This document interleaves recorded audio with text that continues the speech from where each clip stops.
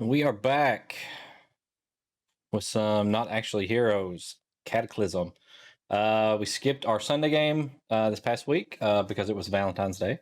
So all of our characters were off, on dates or something. So fill your imaginations with that.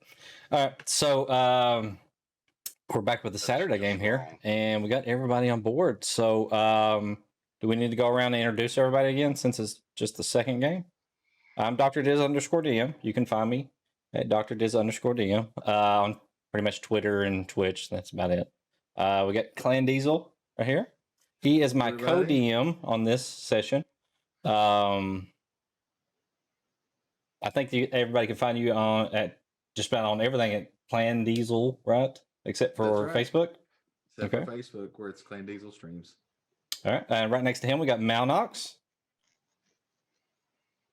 What's going on, everyone? You can find me everywhere except for Twitter at Malnox. Twitter is MalnoxTV. Someone has that tag over there. They tweet once a year. Just give it to me, please. Hashtag release the tweet. All right. Next to him, we've got Sly. Formerly, it's that Sly guy. Now it's Big Sly TV. That's right. Big Sly TV everywhere because I'm good like that. No Facebook or Twitch or anything like that. I'm good. Big Sly everywhere. But what's your OnlyFans? Big Sly TV as well. Go sub for the feet pics. His is bigger Sly TV on Facebook.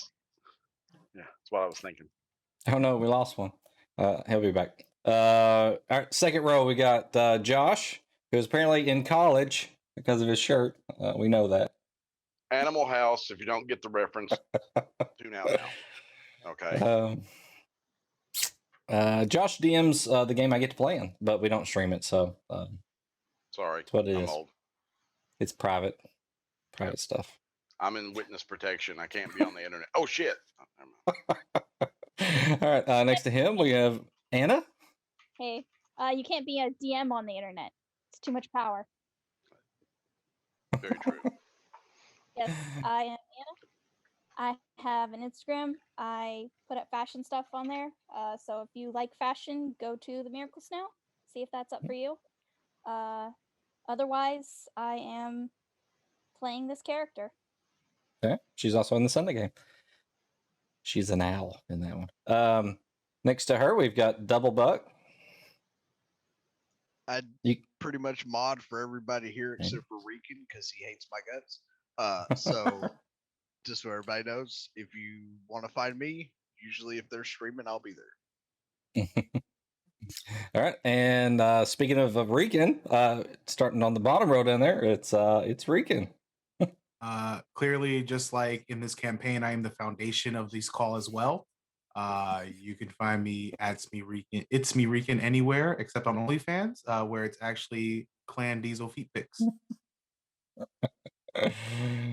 Next to him, we've got Adam. He's like Cher. He's like Cher. It's just Adam. Everybody knows him. So if you don't know him, get in the know. And Russ was here. I want to be like him. Russ was here, but now he's not. So technology or power, or not sure. There are still a lot of power outages going through down here. Could be power. I just lost water today. Like I finally had a pipe burst on my complex. Chat wants those feet pics. Also, if you guys like the show or any of the shows that we have, you can go over to my Twitch page and there's a Teespring link and you can buy merchandise and stuff. So pretty cool. You can get a Not Actually Heroes logo shirt. Is your code for that, Clan Diesel? If it's not, it should be. Merchandising. It should be. That's true. Hey, Dr. Diz, guess Heroes what? the Flamethrower. It's not just D&D merchandise. You can also buy Super Retro Game Show Extreme, the #1 retro game show on Monday nights on Twitch in the world. There's 2 different variations. Get the one you like right now over on Diz's Teespring account. Right now. Go there right now. We'll wait. You can use All profits just go back into the streaming stuff. So they don't go into my pockets at all. They just go back into offsetting all the millions of dollars I spend on streaming. go right Bro. back into Clan Diesel gender bender cosplays. We all need more of them. It did happen once. It's in the VODs. It did. I don't think I've uploaded that one yet. Oh, well, I think I was. it's think supposed to be in the VOD. I think that was going to be on our OnlyFans. So It depends. I did twirl, so it may end up on OnlyFans. all right. So There is junk in this trunk. last game that we had, it was very, I would like to say, cinematic at first. I kind of jumped around introducing the characters, giving them each their moments to shine, and it all concluded with them coming back to their apartment, and they got a call from the guild that sent them on another adventure. So it was really late at night. They went to this warehouse, and at the very end, there's this big twist where they go in to rescue the girl, and they find Ari in the cell. But Ari's behind them, and so there's a whole moment, and there's some freak out. And if you haven't seen it, go watch it. It is up on YouTube.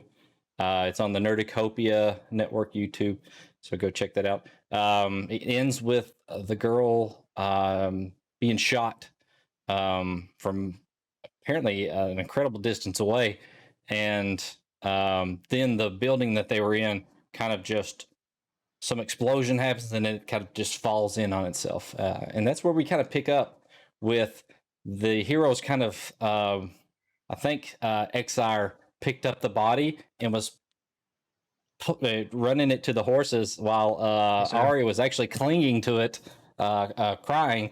And everybody else, I'm not really sure what they were doing, but I think they were all kind of running towards the horses. Yeah, So we all agreed to go over there. all right, so I'll give it to you guys as you're I think in. Slitterus was picking her up and carrying her over to the horses. Yep. Yeah, I had her. All right. So I'll give it to you guys. Yes, we all Now- saddle up. If Hold I look on. down at the body that just got shot, it didn't change or anything, right? Like it still looks like Ari. Yeah, it still just looks like Ari with a hole in the back, Okay, it didn't like change bleeding. when they There's died. white. She was wearing like a white uniform with like pants and like just a plain button-up shirt. It's all white, but the back of it is just soaked in red, and there's a little bit of red on the front. But the Siltor, you almost got me, Siltoris, had reached down and healed like the wound on the front, but We need to get out of here Wait a minute. now. Wait a minute. What? There's a shooter. Yes, we need to find that's the why shooter. We need to leave. We need to There's find a the shooter shooter. very far away.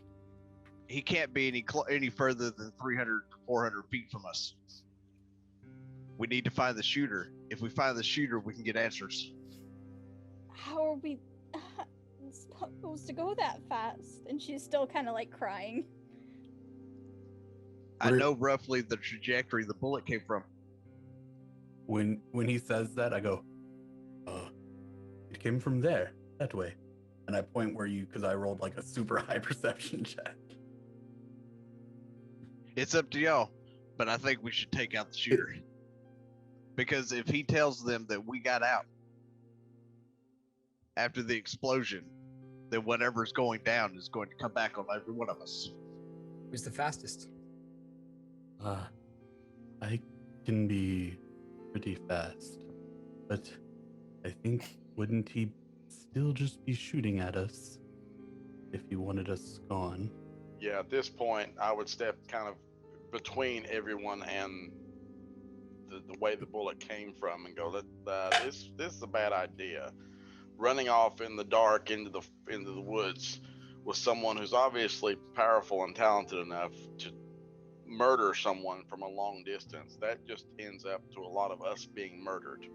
Do we really want to do this? I mean, I agree I would kind of look at Buck. I or JD. I agree that we need to find it out, but there's no reason for all of us dying to do that. Well, who's the second stealthiest one of the group? We can run recon. We do have comms. I would point at myself and say, I'm a giant turtle. You would know that the yeah. comms only have a limited range, so if you do go too far, you would lose communication. So. I mean, I'm but we could potentially stagger Listen, comm relay.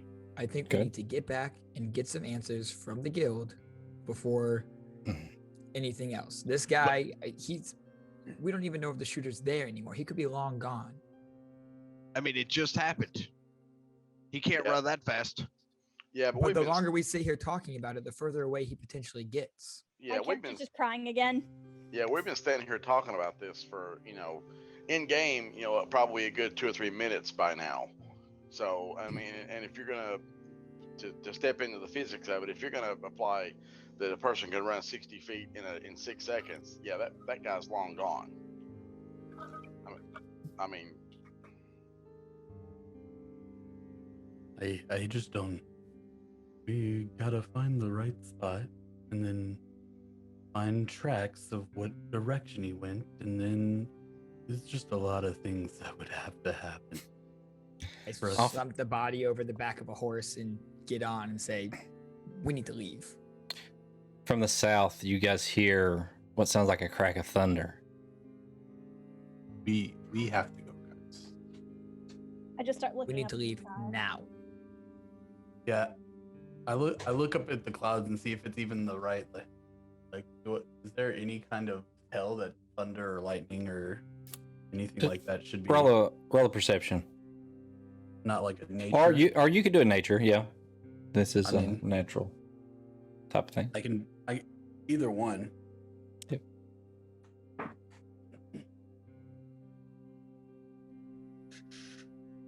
That would Pretty be. sure.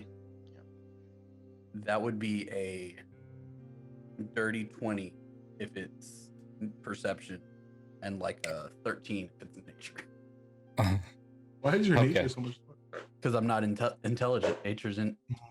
Yeah, they have two stats that really should have had their base switched. From where you're at, the trees and stuff kind of block your view, but the sound of the thunder sounds like it came from the south back towards Baldur's Gate, but you don't see any like storm clouds directly overhead. The nature check isn't high enough to really tell you much. I would try to do the old school counting trick and just. And then me looking for light to flash, see if the lightning strikes or anything. But then I would take Exire's lead and mount up on the horse and get ready to go. Okay. I just turn around and start riding back towards Baldur's Gate, I'd get on assuming my- they're following. Yeah, I Okay. get on my horse to go. What's everybody else doing? I'm going back to Baldur's Gate as well. Yeah, I want to follow suit. JD's gonna take up the rear, kind of in the tree line opposite of where the bullet came in. See Okay. if they're being followed. So who was? I think last time you guys said somebody was riding with the body. Is that Exire? Yeah, that's me. Okay. And then there's an extra horse. Who's towing that? I'll take the horse. Okay. All right. All right. So you guys start riding back. It is a 4-hour ride at a normal pace. You guys going at just a normal pace, or are you guys rushing? I'm galloping. Okay. I guess my horse. I'd have to push my horse to catch up, but I'd warn him that if we go 5 hours like that, they're gonna be donezo by the end of it. These are the guild horses, not mine. I mean, he's gone. Like he's well ahead of you. You'd take you a little while to try to catch up to him. It would cut off like about an hour's worth of the ride, going at a fast pace. But you do lose the Did the ability to comm- kind of pay attention to what's going on around you. Did the at that comms pace. reach their DM? Do what? Will the comms reach him? Yeah. Exar, I say we ride hard for an hour and then slow the pace. The deed's already done. She's no longer with us. We don't have to kill horses just to get home. Kind of sigh and say, "All right, copy that." Okay. So you all, ride the horses, pretty hard for about an hour. As you get out to the main road, which it takes you about, 45 minutes to get there at this pace, you see the storm clouds off to the south, and they're rolling towards you. A few of you can kind of smell the rain in the air as it's kind of coming at you. So as you continue to ride for the next 15 minutes hard, and then you kind of slow down. Yeah, when we start slowing down, the character would immediately try and get to the front. Okay.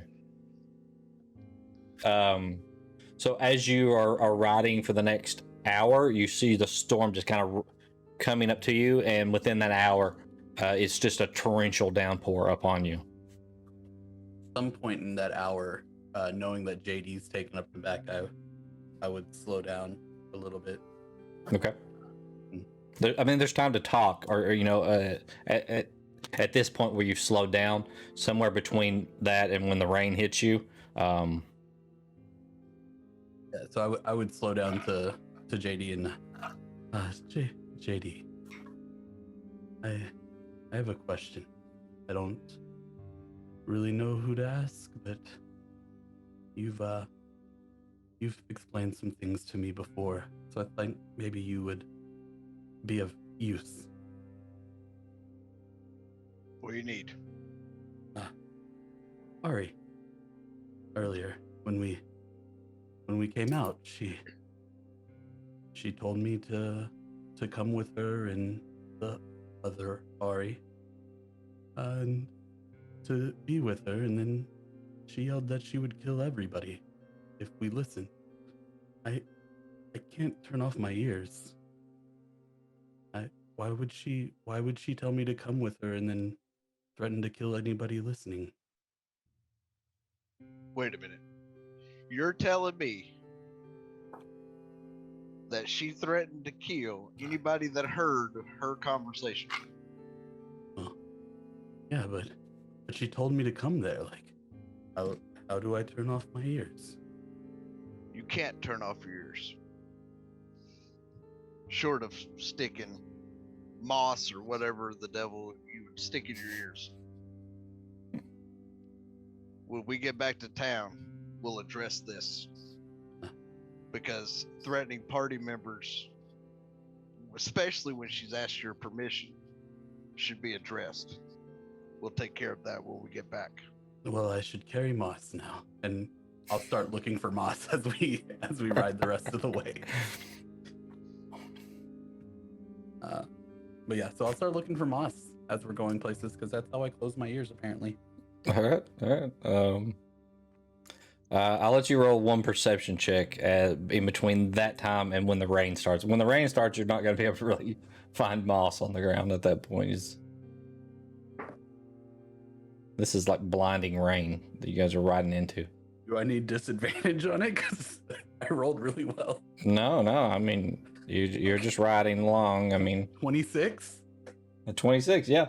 At some point, you do see some moss on the side of a tree off the side of the road. I kind of veer and scoop it in my hand, and I look at JD and start to put it in my ears. So Taurus, what are you doing? I didn't say put it in your ears. I said if you need to close your ears, you get moss and stick them in there. Put that shit in your pocket. I put it in my pocket. Okay, but it didn't work. You were very loud, JD. That's because I was yelling. Oh, and I keep writing. All right, so within that hour, anybody else talking before the rainstorm sets in on you? I'd be going up to the front to Malnox and just say, Can you hear me? Because the rain, I assume, is pretty loud. Well, you would be able to catch him before the rain, sets in on you. I mean, you guys are slowed down at that point, so. Okay. I'll grunt in acknowledgement. Okay. I know that I need to talk and explain a lot. I wasn't thinking, and that's what got her killed, and I'll always be guilty of that. I just want to explain myself before we go and talk about this in the city. Mm-hmm. To everyone. And I was threatening because I was scared, very obviously. But more than that, I don't know who to trust about this. We've been together for an amount of time now, right? She nods. Especially in this line of work. If you don't trust the people who are supposed to have your back, then how are we supposed to do anything? Because I was told never to trust anyone other than my family.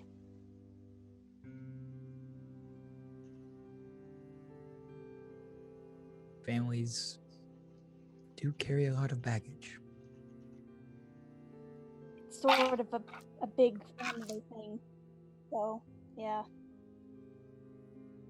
I know a thing or two about family secrets as well. And now I have to reveal mine. So, it was more than a little disturbing. And then, twin death. And she just starts kind of tearing up and brushes it aside. I still don't know how to process it other than to tell you all. So I just want to make sure I can do that. I'll come over the comms and say, let's make a stop by the apartment and regroup a little bit before we head to the hall. Thank you. I nod. JD will come across the comm. Look, I don't know what the hell's going on. I don't know what the hell's happening as far as why she got shot or who the hell she is. We were given a task. We need to complete the task. Stopping by the halls on the other end of town from where we gotta go. We ain't got that kind of time. Actually, I would very much like to stop somewhere as well. I have an idea. If Harrison is involved, I can get him to admit it. That sounds like an excellent idea, Siltoris. At which point, since Siltoris is by JD, I'll turn to look at him and go, look, we don't know who's involved. We don't know what's going on. We need to keep our hand close to our chest, and we need to keep everything on the down low. Don't be spouting your mouth off on shit that you don't know about yet. I don't know. That's what everybody seemed to think, is that we were set up. That's what was being said back there. That's why I wanted to find the gunner that shot the person we came to fucking find. Well, But you do not need to address Harrison in an accusation tone until we figure out what the heck's going on. I'm not saying it was him. I'm saying that if it was, I can make a thing where we can find out. It won't hurt him. All it would need is one of you who's a little better talking to him to get him to drink it. He pays our bills, dude. He makes sure you have a roof over your head and coin in your pocket. Before we start accusing him, we need to have hard evidence.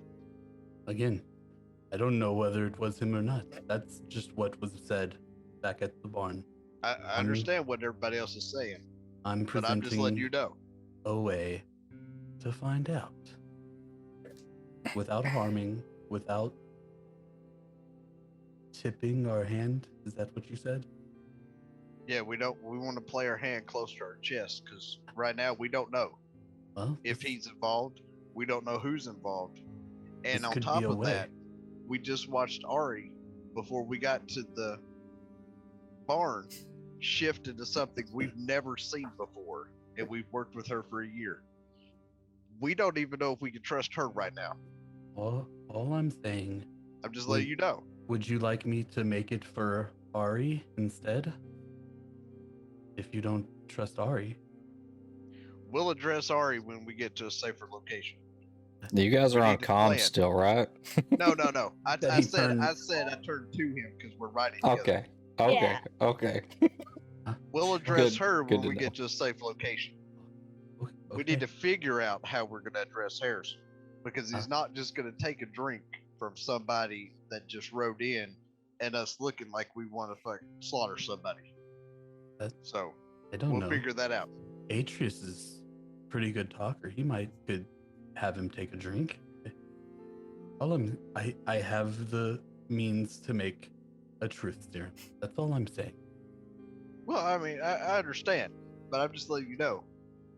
There's times that you like to rattle off at the mouth about whatever you're thinking and not keeping it to yourself. Why would I not? Y'all Because there's certain times that people around you don't need to know information. is it not better to have y'all thinking the same things that I'm thinking?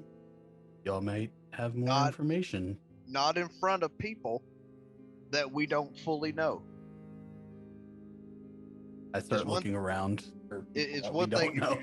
it's one thing if you say it to the group. It's a whole other thing like what you were saying in Harrison's presence when we were inside his room. And so when things get said, you tend to say them out loud. You Well, need yes, to when things you get need to said, they channel- are said out loud. I agree, but you need to channel your inner voice in this situation. Okay, I'll start, and I point to the earring. And go, I'll ask before I say things. Only when we're in mixed company. Okay. And to be clear, the earphones that we have, there's not a way to like. It's not like a walkie-talkie where I can like channel in and go Yeah, like, can you channel in okay, on this is just to. Or You is it can't, like this is no. to the group? It Okay. is connected to all of them. Yep. That's gonna be a lot of fun. Just randomly asking y'all if I should say things now. Everybody, if you're within range and you're on the comms, everybody can hear you. So Yeah. What is the range of the comms? So what you can tell is it's probably about 300 feet. I mean, it's not super far. So, and past that, I mean, it's a little spotty. It might still work a little bit, but it. So Like is on it a clear day with no bad weather. Yeah. Yeah, you might get like 500 feet out of it or something. is it so normal message range is like 125 max. So can this exceed that in best conditions? Yep. Okay. Mhm. So if at least my character goes without it, she could message short range, but she needs the earring to do any longer. Right. Okay. Good to know. All right, so you guys continue to ride. Just all of a sudden, the heavens open up and just torrential rain just starts pouring down on thunder, lightning. The sun is starting to rise about this time, but the clouds keep it so dark that you kind of get this mix of sunlight and darkness for a while, and then the clouds just completely overtake it, and it is pretty dark. You continue on for the next about 2 hours until you get to the gate. At the gate, normally riding up to the Black Dragon Gate, there would be lots of people on the road about this time because it's getting to be probably about 9 o'clock in the morning. So you would have a lot of people moving about. So Before Anna? we got like to the gates or anything, I'd kind of Yep. like take my like jacket, okay, like and try and see like if we can like tell Exile like to like put it over her, so like you can't see the bullet wound, you can't see her face because copy double face and a dead Okay. body. So at least looking like they're passed out or something might help, and also not be able to recognize them. Yeah, I mean, I assume I put her on the horse, not face up, so she's face down, but I'll throw it over to see if I can hide the wound and her hair, the head, cover the as much of the Not body being, as I like, can. Really drenched, but at least the body is kind of covered. Okay. All right. So like I was saying, there normally would be a lot of people, and there's like a small, like little settlement outside of the North Gate. Normally that place would be just a buzz with, shipments moving through Baldur's Gate, heading north, and some coming in from the south. But because of the rain, a lot of people are staying indoors apparently. So there are some people braving the weather, but most of those people are just hunkered down, with hoods pulled up and stuff like that. So they're not paying a lot of attention to any other passerbyers. So as you get up to the gate, though, the guards are really kind of eyeballing you as you're kind of riding through. As I'll roll a perception check for them. Just tell them it was a job. We just tell them it was a Just look over at them as they're kind of eyeballing us and say, guild business. The one guy walks up and says, "Yeah, I kind of noticed you. You are with the guild. You got someone there not doing so well, huh?"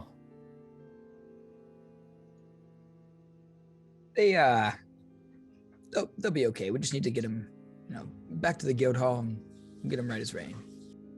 All right, roll a deception check.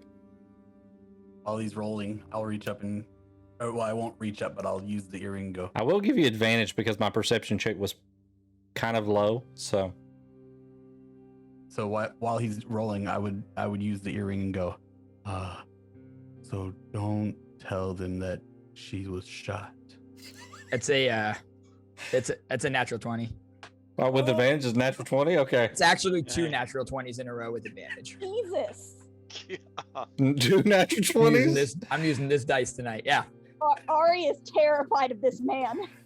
The guard drops his spear accidentally and slips in the mud and falls down. He's just waving you on. Go on. It's fine. You have stuff to do. And he's trying to get back up. He slips again and falls in the So mud. much horse shit on him right now. So much wet horse shit. So you guys ride on through the gate. Where are you heading to? I mean, I'm gonna radio or come over the comms, I guess, and just say, if we're not going to the apartment, can we at the very least group up and talk about what we're going to say before we go into the guild hall? I'd like to all at least be on the same page with this. Exactly. Does anyone else have anywhere else they'd rather be? Is there somewhere closer to the guild hall that's more befitting to your preferences, JD? I mean, we need to stable the damn horses. They ain't ours to begin with. We just returned them to the guild, though. But we can discuss what we need to discuss when we stable the horses. Alright. Because So, head to the guild stables. if somebody is there when we stable the horses, we can make them leave. I'll make them leave if I have to. Right. Well, I'll head to the to the guild stables then. Okay, so the stables are near the Basilisk Gate, which is on kind of the eastern side of Baldur's Gate. So you kind of make a track through the city. It's a pretty big city, so That's right next to the guild, right? The guild's at the east way. It's close to it's close. Yeah, it's in the same district. So as you kind of make your way over there, you do get some strange looks from some people as they're passing by, but most of them are just trying to hurry along to get out of the ring. So nobody really notices. The blood running down the side of Exire's horse. I mean, wouldn't the rain have helped? It would a little bit. Masks it a little bit, yeah. The blood stops running after, We didn't talk about the color of the horse he was riding though. So The white horse, just White red horse. stains down the back. Oh, the horse took a hit. It's fine. I won't throw that at you since we didn't define it before. But you guys make your way through the town and over to the Basilisk Gate. There's a stable just inside the gate there, and you dismount the horses. There is like a stable boy who kind of runs out and starts getting the horses. He runs up to Exire's horse and grabs it. I'll tell him, oh, that's quite all right. I'll flip him a gold piece and say, we'll take care of this. Just go and let the guild know that we've arrived. Could you? Okay. Roll a persuasion check, rather. Sorry. Can I go ahead and like look at the stable boy and give him a wink so Exire can kind of maybe get advantage? I take his eyes away for a second. I thought Malcolm's camera was frozen for a second. No, I think he's crying because of that nat No, one. I made the call beforehand. Come on. The D&D gods give it. The D&D gods four. take it away. Hold on. I'll roll for it. To see how what the Call ahead stable of boy time. thinks of this. I did call ahead of time before he made the call of the roll, so I did not know it was that bad. All right, Ari, roll a persuasion check against what I just rolled. So we'll right. see As- what. I wanted she's- to get involved. Okay. As she's doing this, can I just flip another gold to the stable boy and say, it really is in your best interest to let the guild know we've arrived? That is a 17. 17. He looks over at Ari, looks at you, and looks at the gold, and is like, he just kind of nods his head and kind of backs away and turns and runs down the street, out into the rain. That's from There the back doesn't of the group. seem to be anybody else in the stables there. Like they've just kind of left him to kind of tend. From the back of the group, my character would say, "Well, that wasn't awkward or anything." He's going to run and tell everybody that we just tried to A, bribe him, and B, terrify him into running away. I didn't mean to. No. We can spin it. He was just starstruck at being in the presence of Atreus. That's all. It's fine. It's fine. Yeah, just like everyone else in this city. I have very large eyes, and you can see them roll entirely, almost into the back of my head at this point. Oh, Turk. You'll see. I'm gonna dismount and put my horse in a stable and close it up. I'm not gonna tie her in there. She's Okay. just gonna be in there walking around, but she can't get out. Okay. At I'm the gonna- moment she shuts the door, JD's gonna be in her face, pushing her against the door. Okay. Well, With a gun drawn. how tall is Ari? I think she's like 5'4" or something. Okay, so I've got my gun in her chest, pushed against the door. Okay. All right. Okay, when I see this, Mhm. Turk can't let this stand. So he Okay. would go over. I would walk over and kind of gently, but considering that my character has a 20 strength, forcefully separate the two of them. Okay. The question is, does JD resist that? Oh yeah, because he'll Okay. turn the gun on Turk if he has to. So let's just roll like a kind of a Jeez. grapple battle here. Turk, roll athletics. JD, you have the choice of acrobatics or athletics. Okay, Not terrible. I've got a 19 plus 7. He beat me. I've got an 18 plus 7. He kind of shrugs your hand off and just pushes the gun like into your chest further, or like almost like it would So- be bruising. We're You know, gonna just get to the bottom of this. Guys. Yes, we need to discuss everything that happened. There's nobody here. We should probably take this to private quarters, just so that there's nobody walking by, no wandering eyes out here. let's cooler heads right now. Let's check in with Harrison. Let's get into private quarters. No, and we talk this out. Start shaking your head. We need to get this settled before we talk to Harrison. I agree. We've dealt with her for a year. None of us have ever seen her change forms. She went to an estate ball. She came back. What we thought was her. She shifted halfway to the coordinates we were heading to, and the person killed looks just like her. This needs to be addressed now. Then JD, just no firearm, no weapon. Yeah. No weapon. Until I can trust that she isn't going to do something else, the gun doesn't holster. Just It's bring it not down. cocked. Just okay. Let's not do anything rash to draw any more unnecessary attention with a body on us already. Is But I XR just want kind of holding the answers. body right now? Before we head out. Alright.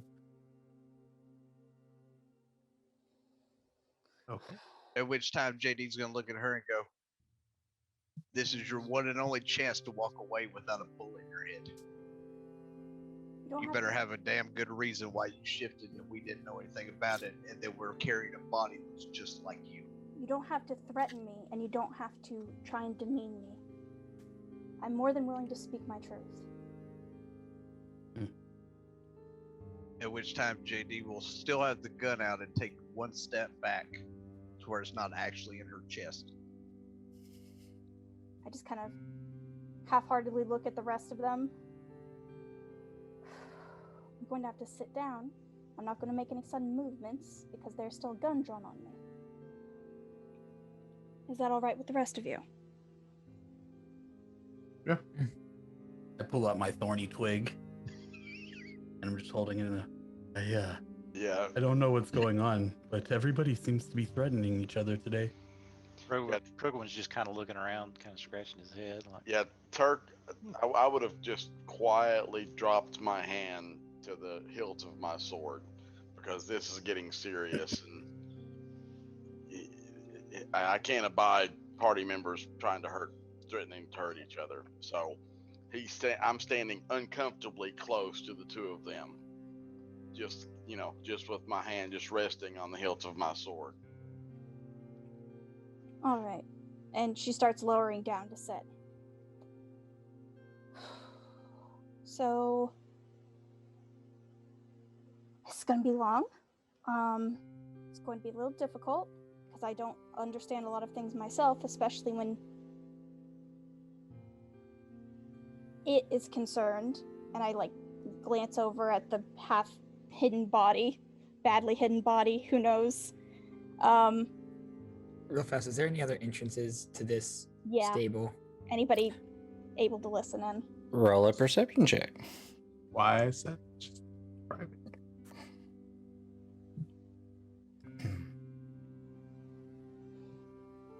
That's a 9. A 9?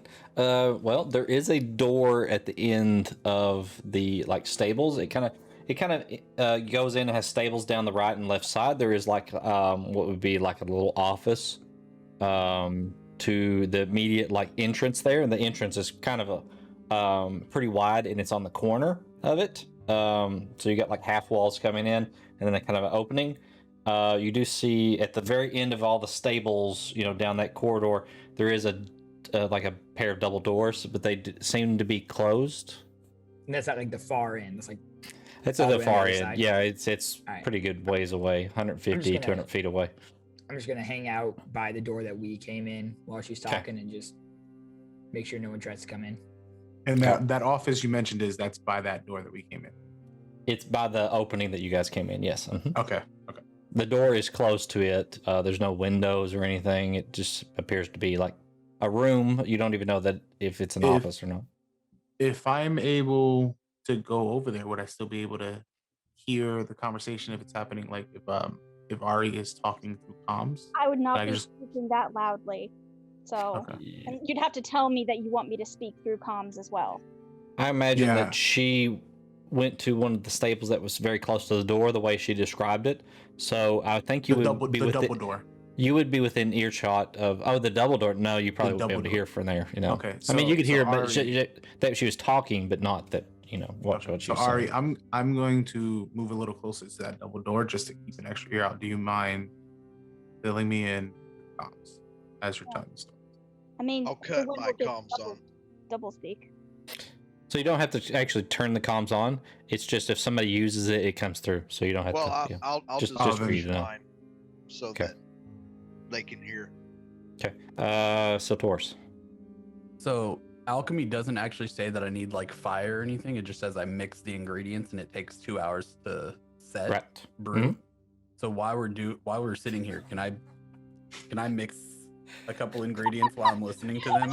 You can, and I will say Just that the it does scribble make sitting some in the corner, noise. It makes the mixing noise of things. you clanging glass together and stuff. Well, Crunching some stuff up.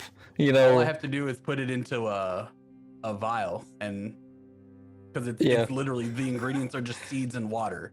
It's not like I have an actual herb. It's seeds. Well, it's I would seed say and that water. you probably have to crunch the seeds up at least, so there would be like the crunching sound, and then you pouring it in there, and then the swishing sound of you just. It would make no background noise, so people would be less likely to hear me. I'm just saying that's what you can still do it, because I mean. Still Taurus would sit down and he wouldn't know any better, so he would just Okay. start mixing together. I just can't look at that for a couple seconds. It's almost like somebody eating cereal at the back of the room or something. Just My character's like sitting down, it's about to start, and then just kind of like crunch. What were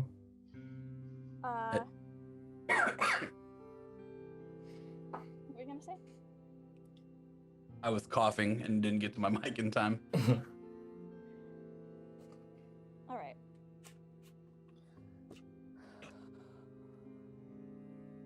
First of all, I genuinely want to apologize. I did threaten anybody who was listening in, and the first reason for that being is that I was terrified. I mean, first of all, I had no clue about the girl at all. Like, when I made the joke and Harrison joked back about the girl, I no clue of what that meant. So I just reacted to what I thought my father would do if something like this were to ever happen, and that would be to cover it up. So that would be anybody else listening in to what I would have said to her would be under threat of death, which I understand makes no sense considering the circumstances, and you all were with me and would have to take the same journey back home. But I just didn't care. And I guess the main reason behind that is I didn't know who this girl was, but I was worried that if we were to take her back, and even now, even if we were to take her back now, my life is gone. Even if just news were to hear about somebody looking like me, I don't know what I would do. Because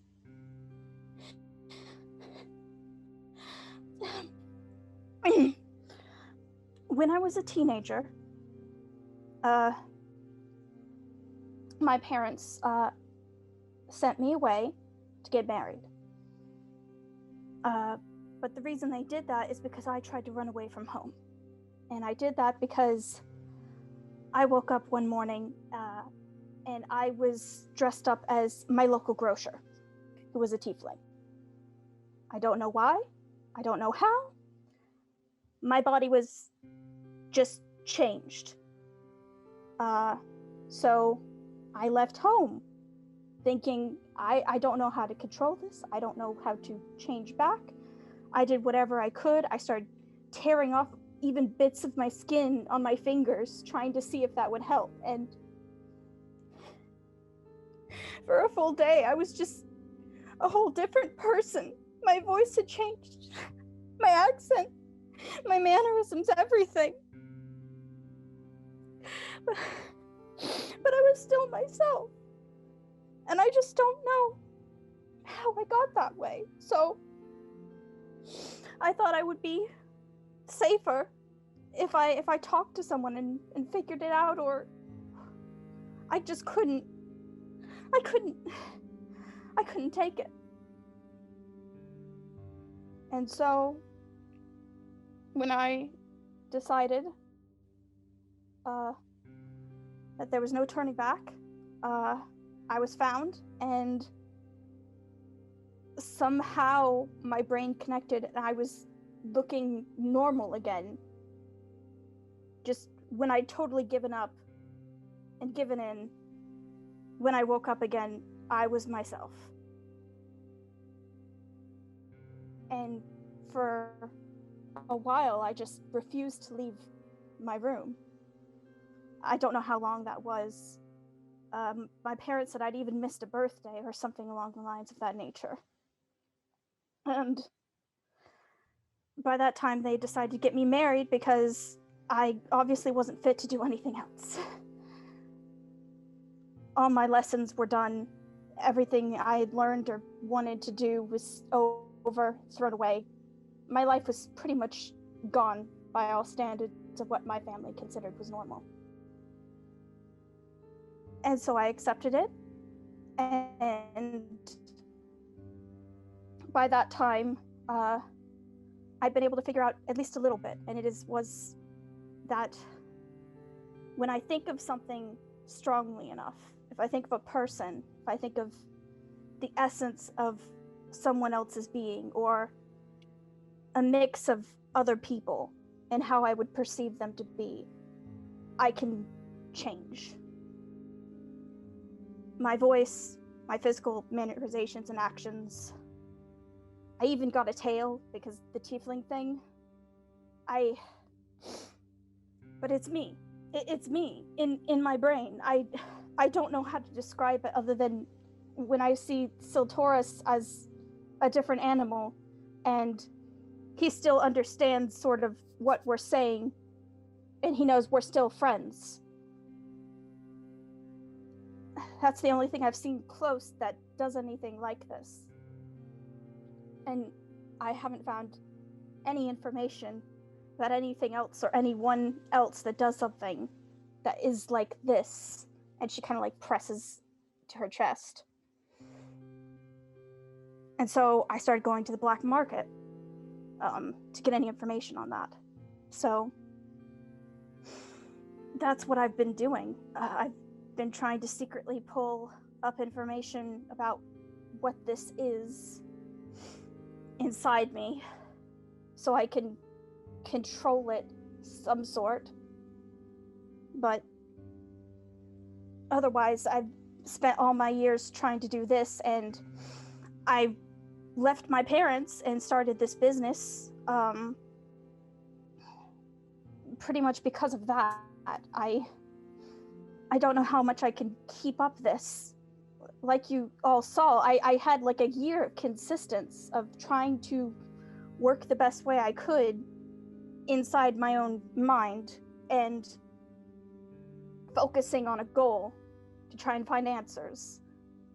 But all it took was one day where I felt very comfortable, middle of the night, nothing else to do, apparently easy job, and I focused a little bit too much on someone I knew, and I was gone.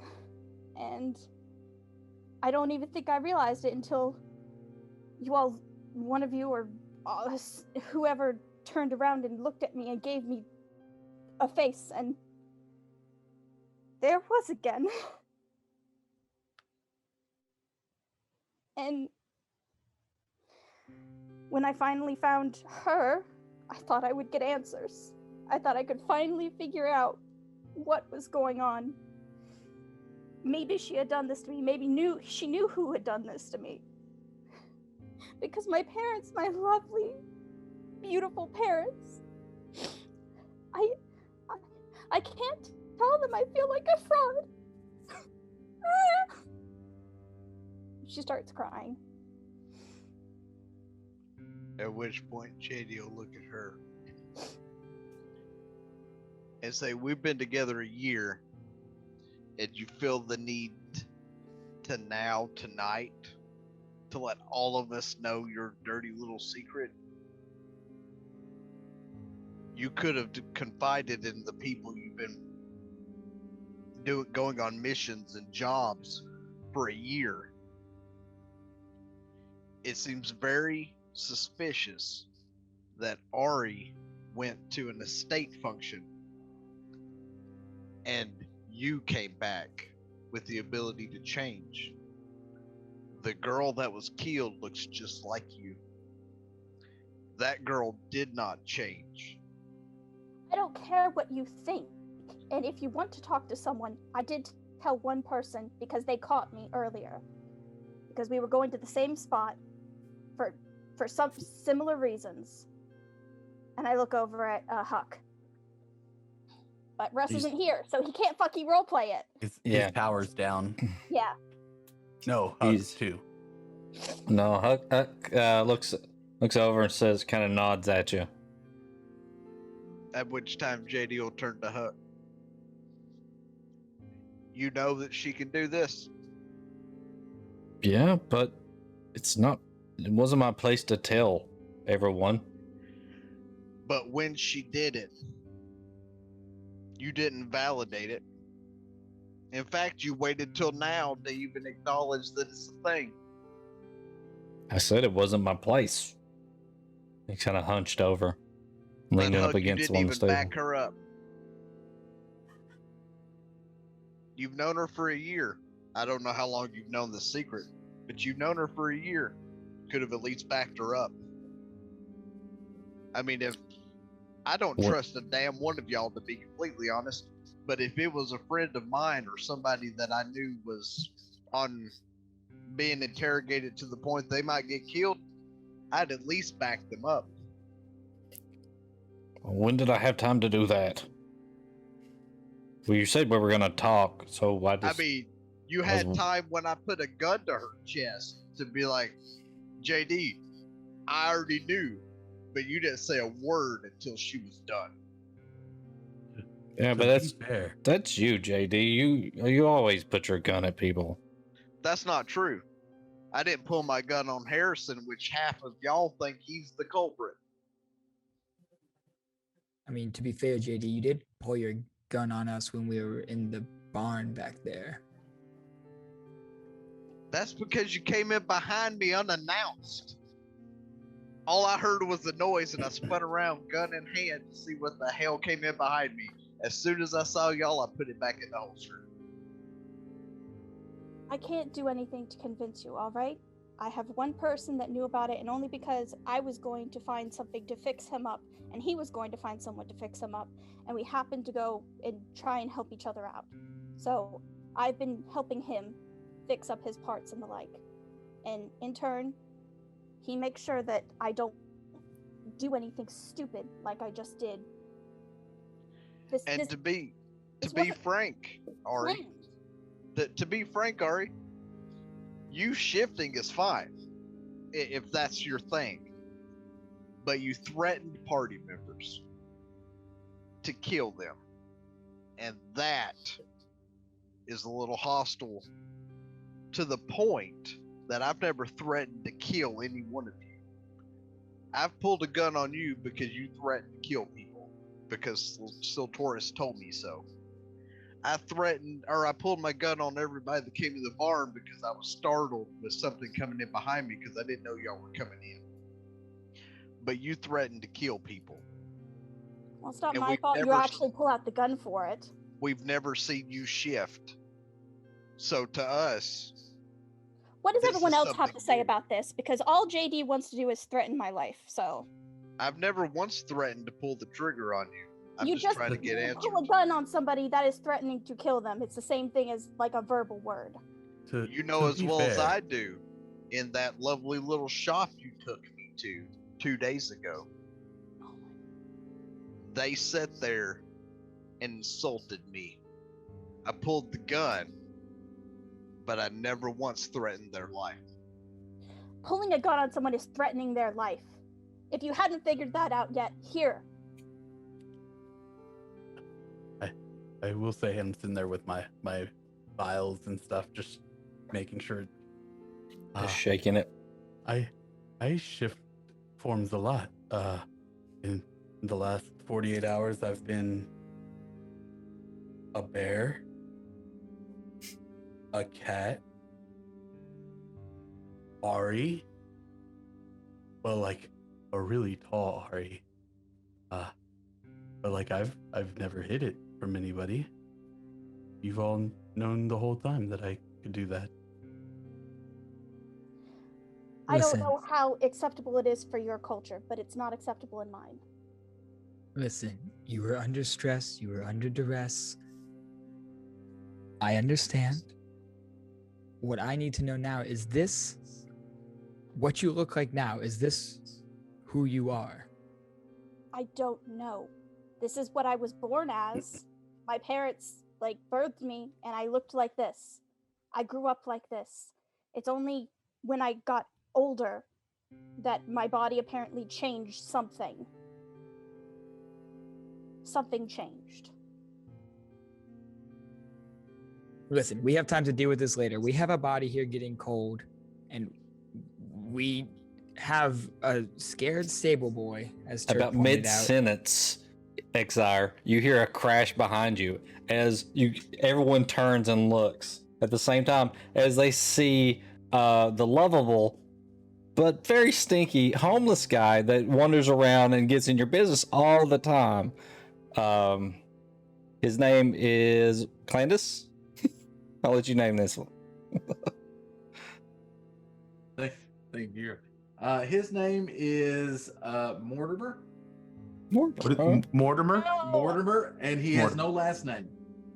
Oh no. It's like Madonna. He's just Mortimer. Share. He seems to give off more of a Share vibe to me.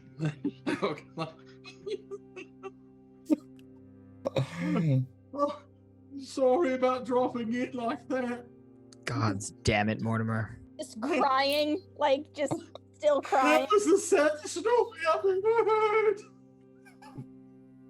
My heart goes out to you, young miss. How drunk are you? White. I mean, there's 3 of you, right? Triplets? Whenever Mortimer gets this drunk, is he good on his knowledge later? I don't think you've had that well of an interaction with him. I mean, it's more of an annoyance. How long has he been sitting there? Or the wherever he whole was? time. I saw you all bringing the horses.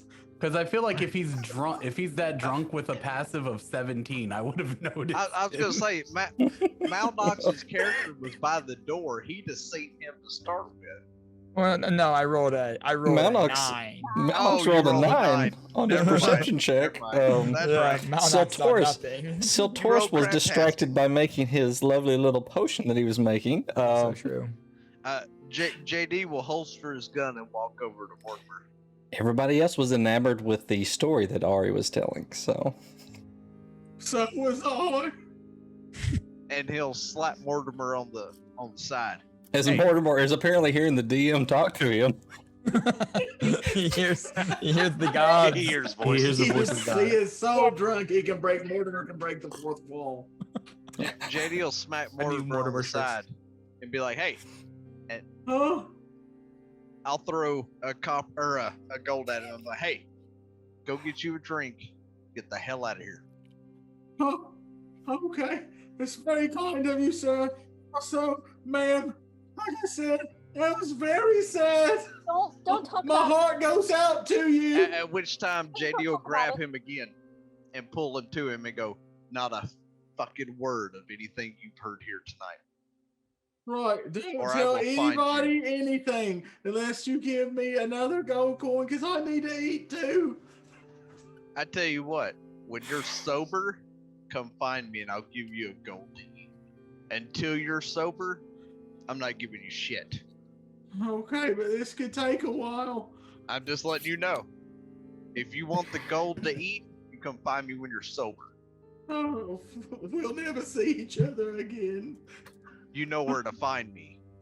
I'll go get And then me I'll a shove drink him out the now. door. Get anybody else anything? I like milk. As he leaves, you hear him down the street go, "Let me tell you about these really nice people." Turk Just shakes starts his crying head. again. Told you guys private quarters. That's what I wanted. Hey, it's not my fault that he let him come through the door, and I'm pointing at Exire. Like, I say it is your fault that you didn't want to go to the apartment, though. but we need to get this done. But we had to address the pressing situation first. We've Because been if we're trying to get going- this done. You've been sitting here with a gun pointed at Ari instead of talking about what we tell Harrison. I agree. But if we didn't know what page she was on and whether she was a counter spy or working with Harrison, then going to Harrison would have been pointless. Because if Harrison is the one that caused the setup and could potentially have got us killed from the explosion, and Ari's working with him, then all we would have done was tipped our hand. Wait, why is it okay for you to think that Harrison might be working with? But when I said it on the trail, it wasn't okay. At which time I turned to Siltoris and go, I'm not saying he is. I'm using what Exire said as approaching Harrison. If he is the one, then Ari not explaining herself, they could have been working together. I am not in the mindset that he is the one that set us up. I wasn't saying back there that he was. I just said that I could find out. I understand that. I'm just letting you know that what we said back there was to keep it to yourself when we address him in the room later. Is Prugwin like a hugger? Has he hugged in the past? Probably. Oh, he has to. He has to be. I think at this point he's probably ripped off a little piece of his clothing and handed it to Ari for her to wipe her eyes with. Yeah, she just kind of takes it, starts wiping it, just flowing down again. She starts wiping again, then she just goes to hug you. I'm gonna look over at. He goes over and just. I'll look over at Turk and say, "Well, Turk, what do you make of all of this? What do we do now?" This will be the first time you've ever heard Turk curse, by the way. So it only took to level 2. I just shake my head and go, "You guys are fucking nuts. We're standing in the middle of a stable. God knows who's listening to all of this shit." And then I point at JD and I go, "But you got to pick this fight here in the middle of gods and everybody. We look like a bunch of monkeys fucking doorknobs at this point." And then I look around and go, "Does everybody know what a monkey is?" Because, we're kind of a diverse type party here. And I say, imagine it. That's what we look like right now. Even like crying and like holding, she just like, yeah. At which point JD points at Siltoris and goes, I bet he's never seen a motherfucking monkey. I think that's not the point. He asked. You're muted, Siltoris. Yeah, you're Siltoris, Siltoris, you're muted. Actually, and I look around for a second and realize we're in the city and nothing's gonna happen, and I into an ape. That's not a monkey, Siltoris. That's an ape. They're different. Yeah, a monkey looks like a hairy JD, Siltoris. At which point I'm gonna walk over to it's a big Exire and go, monkey. "What'd you call me?" I called. At Pat's this like, point, damn it, can we find a chair? This rain is killing my back. at this point, Turk walks over and kicks the door open and starts walking toward the guild hall because he he is not even at this point. He's done with it. I see gonna- that and I go over towards him because I immediately am just like, don't. I'm gonna come over the comms and just say, "Are we taking this body with us, or what? What do we do with this And- body?" And By since the way, JD's in front Exire, of Exire, You have It's blood getting running stinky. down you on whichever side the head is on. So, Yeah. She's JD starting will to look- stank. JD will look at Exire and go, "We have to take the body because that's proof that we actually obtained our goal." I even mean, if that's she's all well dead." and good, but I don't really want to carry a body. Is there any way we can This kind of is try to gonna- hide this on the way to the guild hall? it does gonna have like a sound small weird. jacket over top of. like, Yeah, I part did of- try to cover Yeah, the head. So I'm That's just it, though. carrying a pair of legs at this point. Yes. This Is there gonna- anything else we can do? At this point, it looks you so see natural. Mortimer walking back with a huge drink. DM, Just the biggest drink that you've ever seen. And he's hearing you all now discuss about hauling the body. All right, And hold he on. goes, "Hey, why don't you guys were nice to me. I tell you what, why don't you guys use that cart?" DM, how tall is the body? The exact same height of Ari, actually. Okay, so JD looks at everybody and goes, "All right, look. Huck has a harness on him. Let's put her on the harness, laid over his shoulder. We'll strap her around his chest because it's the same harness I used to shoot from. We'll strap her in and put the coat over her body, and Huck can carry her in." I'm gonna walk over to the cart and just put the body in the cart and say, or we could use this. The cart won't fit inside the doors. We just need to get it to the door. I don't want to bring a cart inside. I'm I civilized. start walking towards the door that Turk left open, just muttering to myself, "I told these assholes we could have Yeah, this Turk- done, but nobody listens to Atreus. It's fine, but Yeah, whatever." Turk is walking down the street in And the I'm rain. just leaving. I'm just, Yeah, Yeah. I'm with Turk. I like stuck with him. I look over at Thank Satoris you. and say, would you help me with this cart? And I walk up and I just like nudge him out of the way and grab it and start walking with it. I don't want to interrupt anybody, but I would try to be talking to Turk at this point. Like after catching up with him, like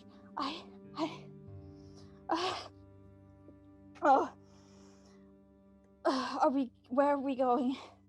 At this point, I don't even know. I'm just walking. I'm just pissed off and walking. I think I'm walking in the direction of the guild hall.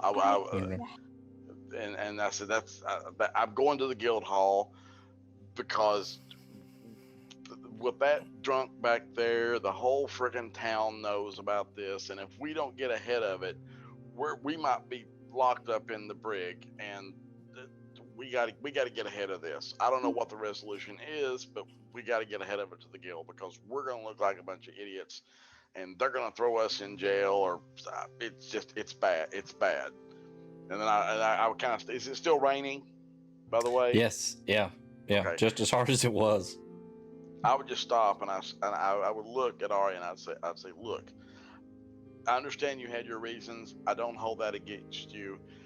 I don't get why JD gets so pissed off about things.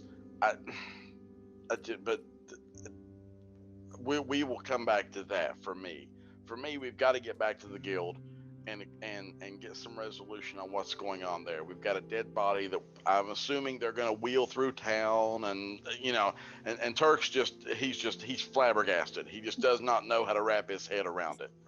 Let's go in and we'll talk to him. Please let me talk to him. Please. I will be as honest as possible. By all means, because I wouldn't know what to tell him if that crazy little dwarf thing put its gun to my head right now. She doesn't know what to say to that. She just starts almost running ahead to get to the guild. It's Ari's jacket covering the body, right? Yeah. It So is. And the her body's the basically- same size as Ari, so it's only covering the torso. It is. I'm hopping in the cart. Or like over would the say- head, to about halfway down the torso. now, depending on DM how you do it. I would Now, take DM, my we- robes off and put it because I'm like 8 foot tall. Oh, okay. Okay. I was gonna JD. say with what the DM said about what my disguise kit is, I was gonna put my ghillie suit on her, but if you're putting your coat on, then that's fine. All right. So yeah, I mean, so Taurus's robe would cover a large portion of the body. Yeah, just the whole thing. Just Do I still have blood running down like my body? It is on your body as you kind of walk out into the rain. Some of it kind of washes off, and it kind of starts to look like stains on the the cloth parts of your armor. I'm gonna hop in the cart that Sotoris is pulling and pretend like I am injured, and that's why he's pulling this cart through. Okay. Lay I'm down gonna kind of on walk top of the over body. to Mordecai or Look. Mortimer after he's hopped in the cart. Yeah, Mortimer's just hanging out there, just in the kind of in the stable there where nobody's running him off, where it's dry a little bit. Well, I'm gonna hold back and, Oh, you can't tell. and confront him once Okay. they all leave. All right, everybody starts to make their way with the cart, except for Ari and Turk, who are out ahead of the cart a little ways. So. And Ari is definitely headed for the guild. I guess we're both headed there, like in the same direction, but she's like straight shotting it. And you're fairly close to the guild. It's within, probably like 5 minutes or so of a walk. All right, leaves JD and Mortimer. I'm gonna look at him. I'm gonna go, look. I heard you make your comment when you walked off about what we were doing. I'll just say there was really nice people back there. That's all I said. If You you were nice. You gave me money. if you can manage to keep your trap shut until you're sober about anything that happened in this stable other than the crap you've already spouted off, come to these apartments and I'll give him the coordinates. Ask for JD and I will give you 5 gold for food and whatever drink you want after that, I guess, to keep your mouth shut. He just automatically turns us into the guard. And now we've started a bidding war for what it's going to take to keep this guy quiet. Yeah. Oh, I mean, I really don't plan to be sober, but if I ever do, I will definitely hit you up at this your house. And JD gives him the coordinates to the wrong place. Oh, he right. just goes over and he's just like, he's kind of like cleaned up his shirt and knocks on the door, and they're like, who the fuck are you? All right, Because JD's JD. all about being stealth. JD with the misdirection. Let's just roll a deception check, just to see, since you are deceiving him. Deception. Oh, charisma's low. DC probably won't be too high to trick this guy, but still. 14. Hang on. -2, so 12. 12. You think you've got him to believe that that's where you guys live, so. And at that point, I'm going to smack him on the chest, and then I'm going to head out behind everybody else. Oh, bye. All right. So it's a short walk to the guild hall. Turk and Ari get there first. Everybody else with the cart is probably a good, probably I'd say 2 minutes behind them, pulling the cart. And then JD probably catches up to the cart, before the cart gets there. So JD will probably get there about the same time the cart does. Did Siltorus get the alchemy stuff done that he was trying to do? You're not sure. You saw him doing it, but that's about all you know at this point. Now you can ask him as you're walking, but I'll beyond ask that, him. okay. Siltorus, did you complete what we were discussing. How long were we there? Yeah, it In was a the long stables? walk. Yeah, Yeah, that was that a was- long. I'd say you're there at least a good 20 minutes, if not more. Then no. I wanted to go to the apartments because it takes about 2 hours. I understand, but So, we didn't have that kind of time. no, it's not. Okay. It's working though. And I kind of pull it out and show him and put it back in my pocket where every once in a while I reach down and just kind of, I have it capped in there and just reach down and shake it a little bit, make sure it's still blending. Yeah. Depending on how long it takes for us to get where we're going, whether it's done or not, hand it to me when we get to the gate or to the door and get inside. Oh, okay. I'll take care of what you're trying to do. Sure. Oh, okay. Yeah.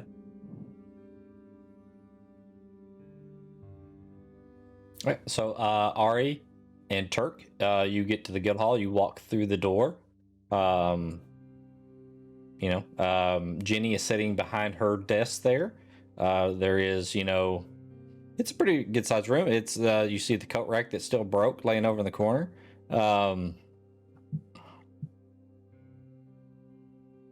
I would walk through the door behind Ari, and I just wouldn't say a word. Hi, Jenny. Where's Harrison? Oh, Harrison's in the conference room waiting for you all. Great. Okay. Where's everybody else?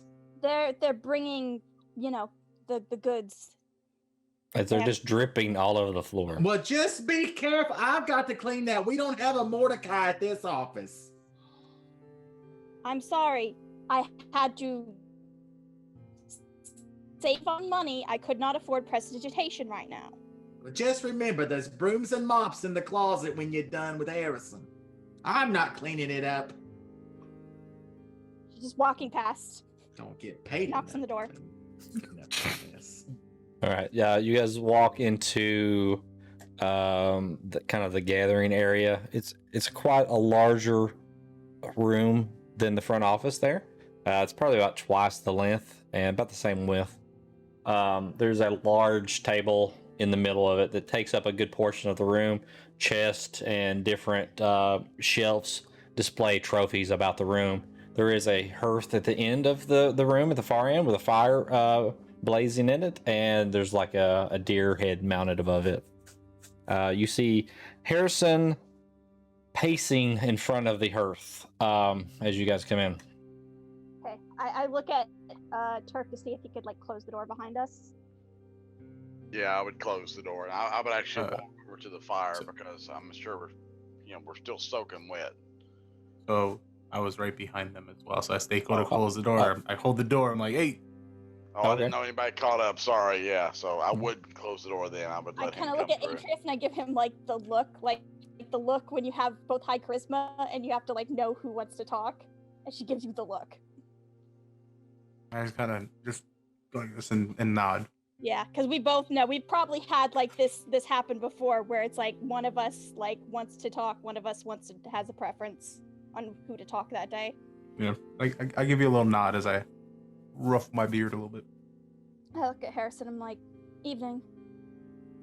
Class C is back. How did everything go? The rest of them are bringing back the body. Obviously not well. Did you say the body? The body. As in the living body or the deceased body? As in, we got bamboozled and trapped. By the gods, Class C, it was a simple mission. Go there, pick her up, bring her back. It wasn't that hard. Why did A and B have to be I am out? inciting. Why did A and B have to I am be out? inciting Chuck so fucking hard. Okay. So that's what happened? a 19. I'm just staring him down with 19. What are you trying to decipher from the insight? Is the exclamation actually a point of irritation about how expectations are low for our characters in this group, Or is this Mhm. sort of an expectation about what he wanted this particular event to turn out the way it did? What you're feeling is, I mean, he is a very lively character at the best of times, but there is something off. He seems a bit nervous about this, and the anger is real. Yeah, I shake my head at the two boys with us. So I'm who just- is going to tell me what happened? I don't like the way you're talking to us. I don't like the way you failed your mission. At that point, I would go, technically, we didn't fail. Technically, we brought the person back. You didn't say she had to be alive. I don't know if the client is going to be as responsive as I am to that fact. I personally am a little bit worried who the client is. Because not only were we put into a trap, a very obvious trap at the end, it was also who we were taking that was the issue. Trap? What do you mean trap? Are you Right going to tell when me about the mission, Right. or are we just Okay. going to sit here and argue No. back and forth? I explain, we went there, the place looked totally empty on the regular outset. And then we started seeing high-level mechanics and techno machinery to get us to a lower level elevator where the entire lower floor was made out of like pretty much like a chamber, like a hidden chamber. Like this place was security, like tight. And it was specifically made so that we would have to kill everyone inside and to save the girl. So we did that. We took her out and then she was immediately killed. All right, right there. So this The other people arrive at the guild. They're coming through the door. Who's carrying the body? I Kyle- assume so. Kyle, Toril, you're muted. she's- I said probably me. I would have scooped it up with the Yeah. robe still on. Okay. Kind of. he's Just leave the strong cart arm. outside. I'll Okay, as push you guys come Harrison's in. door open. Okay, you guys come in. Jenny sees you guys first.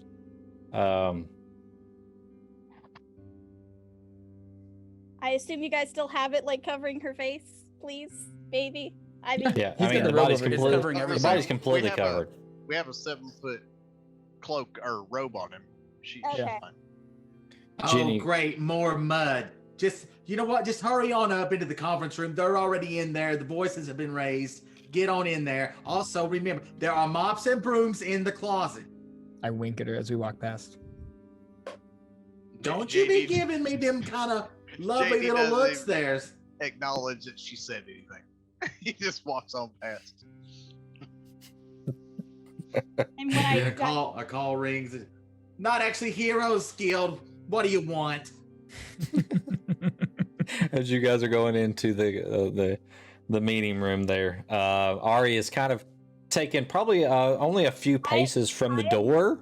I am a power stance, like at the edge of the table with both my arms Yeah, out, like and Harrison's at the very end of the table at this point with his hand just kind of gripping the table.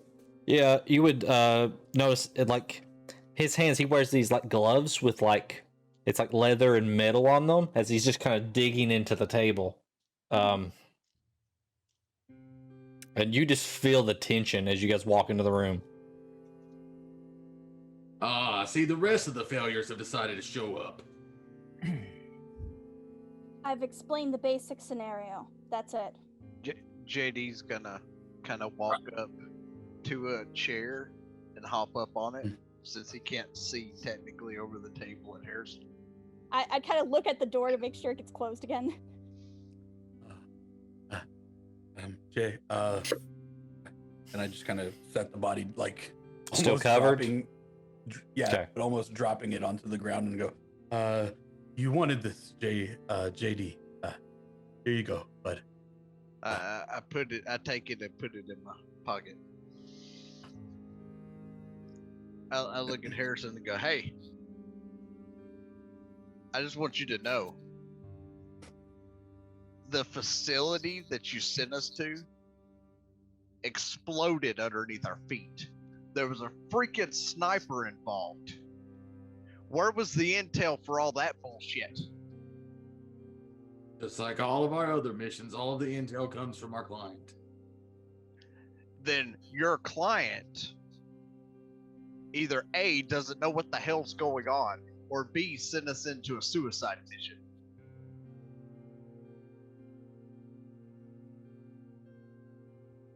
Bad. This is real bad. I kind of like. Why did A and B have to be gone? I'm gonna Why? go ahead and like give a look at Atreus.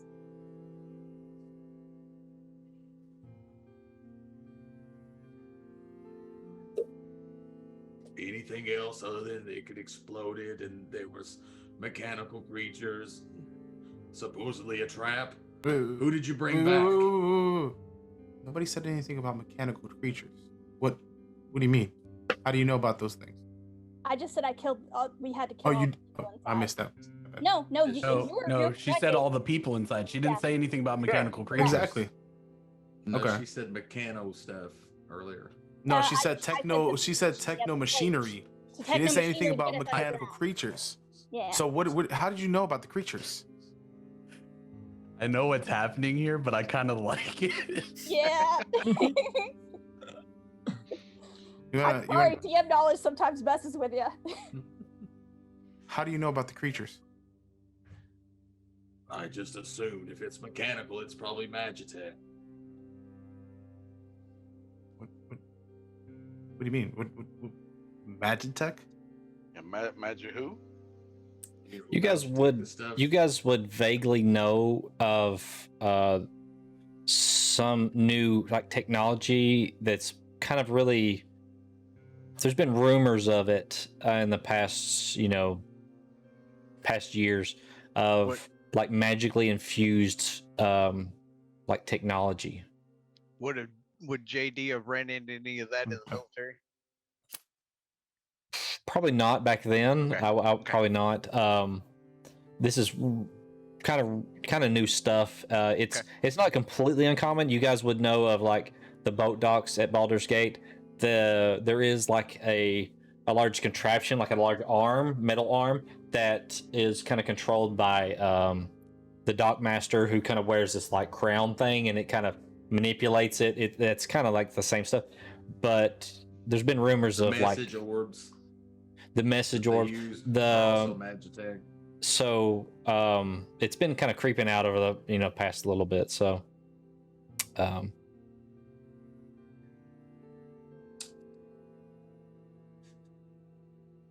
Do you want to say any more, Atreus, or are we gonna flip flop? No, we can flip flop. You can go ahead. Okay. And she kind of like butts in at this point. It's just like, and we don't know how much more how important this is. You did not make any mention other than bring her back. We can't really handle the situation and how our lives might be in danger from now on if you don't tell us more. And I'm going to do a persuasion on this. I will call the persuasion checks, thank you, but I wanted to. I don't think you're like he is not. He doesn't seem persuaded at this point. Okay. Can JD interject after she says something? I mean, you could interject anytime as a character. Yeah. I'm gonna look at Harrison and go, look.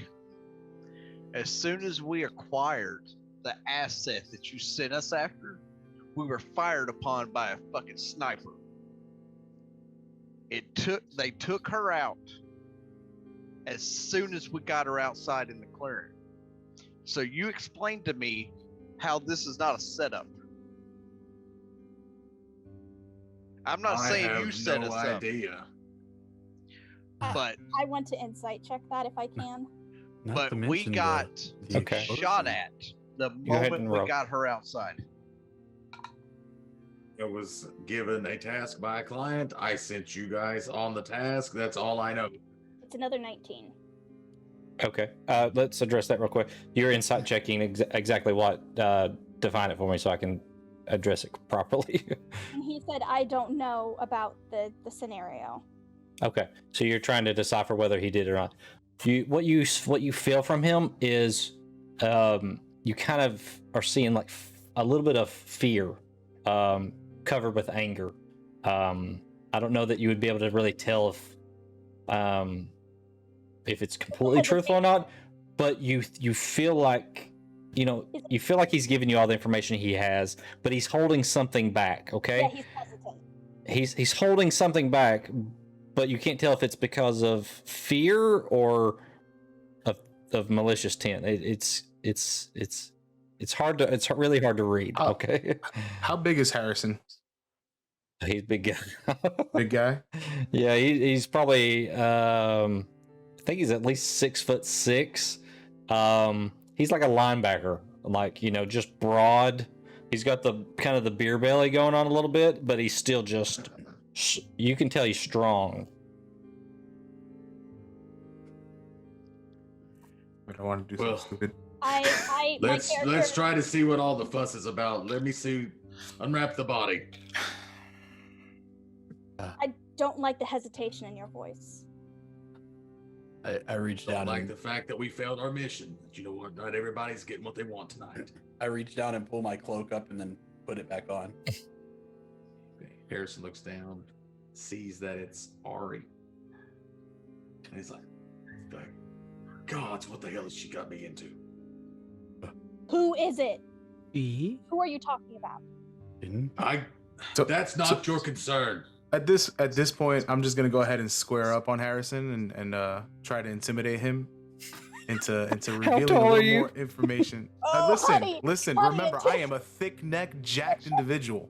Okay. Doesn't matter. Listen, doesn't matter the size of the dog in the fight. It's the size of the fight in the you're dog. swelling up on him. Okay. All right. All right. So And what I are you just look saying at to him? I'm just trying to square. I said, listen, we've been through enough shit for it to last us a while. You already told us a she. So before you want, and I look around the room and count off, what is there, 6 of us, right? Before you want 8. 7, 8, 8, not including the dead body. Before you want 8 people on your ass, how about you just tell us a little bit more about the client, and we can work this out. We can get this shit figured out. I will, before you answer, Clay, roll an intimidation check. The mood of the whole conversation has kind of shifted at this point. So, okay. How does a 15 plus 6 do me? Okay. Actually, I'll let you roll, Clay. Roll a charisma check against that. And I have his stat. That is a 19 on the dice. 19. No, I mean, he doesn't seem to be affected. I mean, you can tell that he is stunned by what he has just seen, and he's concerned, but he is not paying attention to what you're saying at this point. My character is staring him down, the same dead eyes that are on the floor. Like he's probably began pacing again. What has she got us into? And he sits back down in his chair at the end of the table. You have. What has she got me into? You have to tell me. This is my.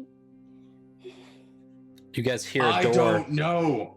open in the front office, and you hear the sound of boots hitting the floor. I'm right by the door, so I just does the door open in or back out? The door opens in. So I just throw your cloak back on the body. I just put my back into the door. Okay, you just lean back into the door. Okay, gotcha. Yeah. This is Harrison looks up and looks at everyone and goes, "This is bad. This is very bad."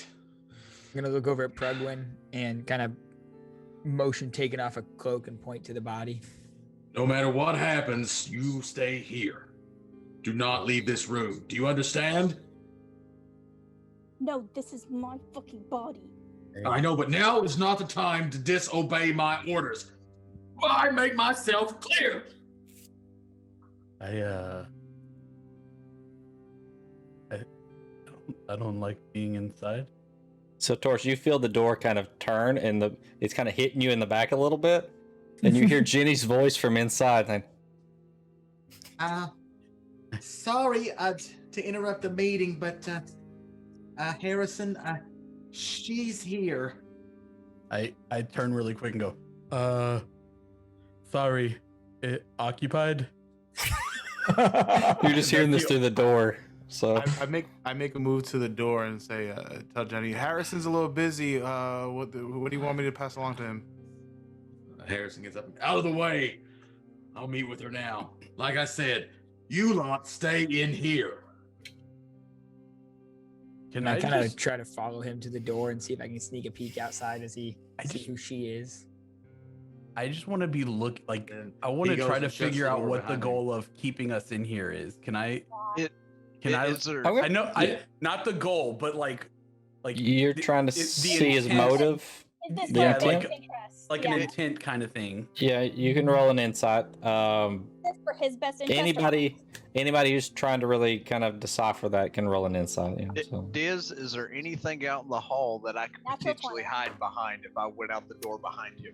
No, it's not a hall. It's like a front office, and it's a pretty good size office. There's not really a way to hide. Okay. You'd be in plain view if you walked through the door. Okay. Not that you can't walk through the door. Just I got a 24. 23 and 24. Dirty 20. Again, there is general like fear in like his voice at this point, and even though he's being aggressive towards you guys, it almost seems in a protective manner. Is kind of what you're getting from it. You hear Harrison say, just a moment, I'll be right with you. And he opens the door back up again and shuts it behind him and says, please, listen. Only if Siltorus moves. Does Siltorus move out of the way? Yeah. Because he can't hear you. You're muted. So Taurus would have had to move for Harrison to even get out the door. Harrison He would wouldn't have. been able to. Yeah, Okay. So I mean, Harrison probably might be able to move you, but I'm just saying you're in the way. That's all I'm saying at the moment. I'm a hefty man.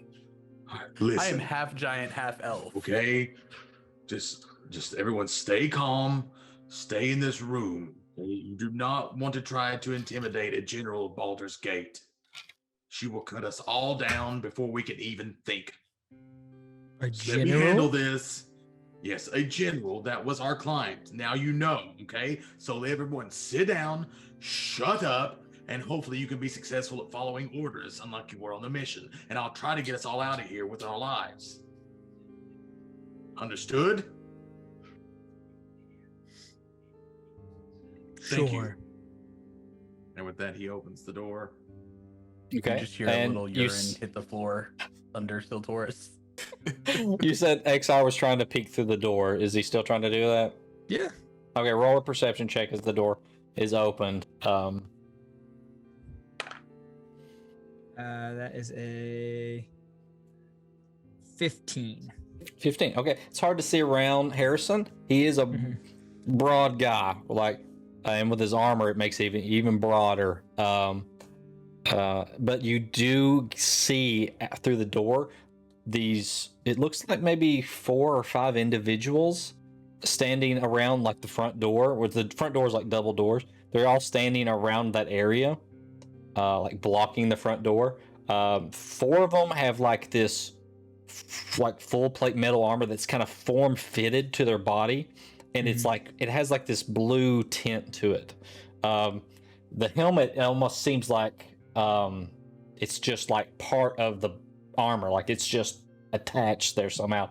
Like it normally it would just be kind of free moving, but it seems almost like it's like just to there, and like the visor across is just like this like dark glass or shiny material.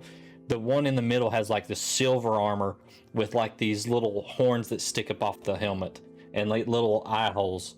You can't see any flesh. The armor kind of looks weird, like at the joints. It's kind of like reinforced at the joints. There seems to be some type of mechanism there, and at like the wrist and like the shoulders. It looks odd.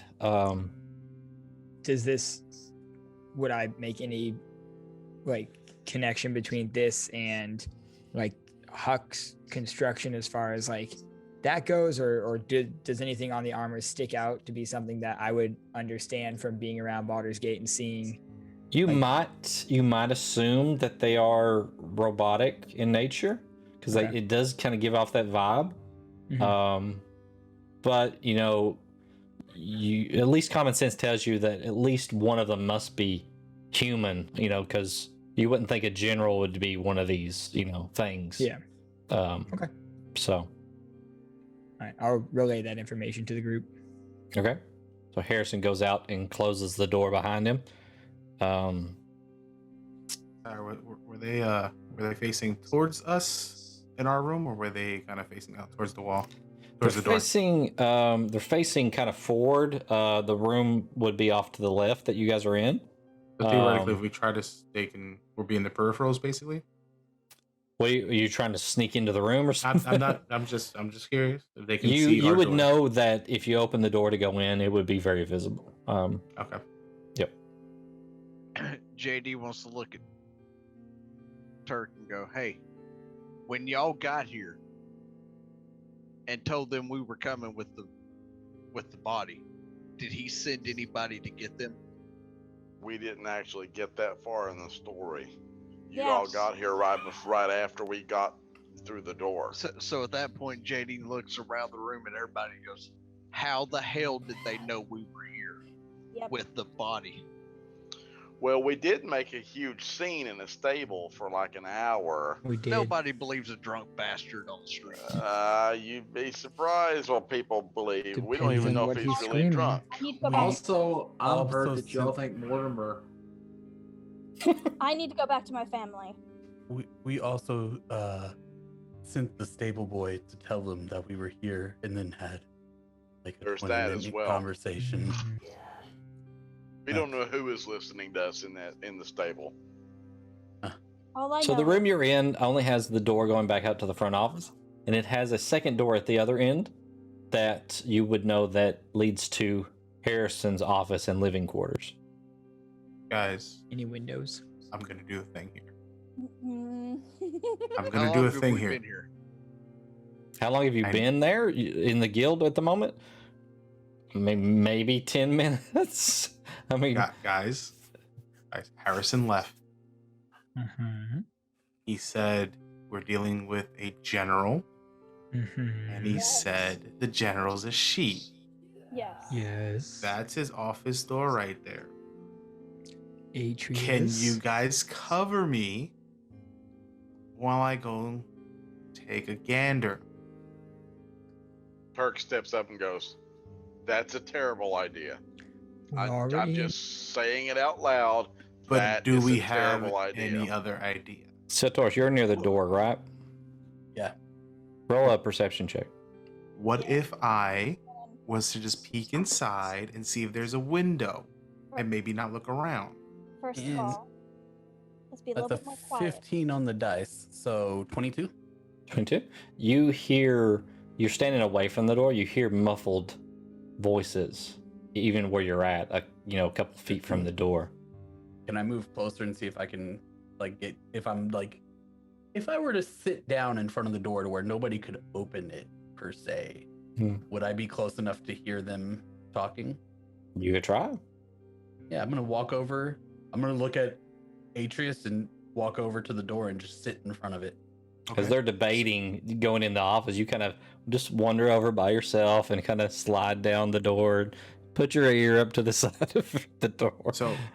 So I'm gonna drop my voice to a little bit more of a whisper and be like, "The Taurus is at the door. Maybe we can do a little ape transformation like we did earlier. Maybe get a little more strength that way. Have him block the door. I only need like 2 or 3 minutes." I want you to face the body. I can't transform anymore today. Well, until we rest a little bit. As you put your ear up to the door, you hear the voices almost as if you're in the room. So the doors aren't really, really thick. So Why Is would this, you- is this his office door or the door to the This front? is the No, door this to is the. his- No, this is the door to the front where they're the talking. front. Yeah. Yeah. The office door is open if Riken decides he's gonna go there. Wait, I'm- he Well, left we it don't know open? if it's open. You don't It's- know. I mean, it's it could be there. locked. So it is there, but it is the closed. door itself is physically closed. It's not the Both doors are closed yet. Okay. Guys, I'm just saying, and I make a move towards the door, and I put my hand on the knob. I'm just saying, it's really easy. I can just, and I kind of What if it's attempt trapped? to open it. What if it's trapped? It's okay. It's fine. I'm just gonna see if it's open. If it opens when I turn the handle, we can kind of go from there. What do you I'm just can saying. go from there. Okay, You're I just turned my back to Atreus. What do I hear outside? I see none of this. I was letting them get through their conversation before we addressed that. Yeah, I like say one last thing of like, I want you to face the body, and then switch over. That just sounds wrong. Doesn't it though?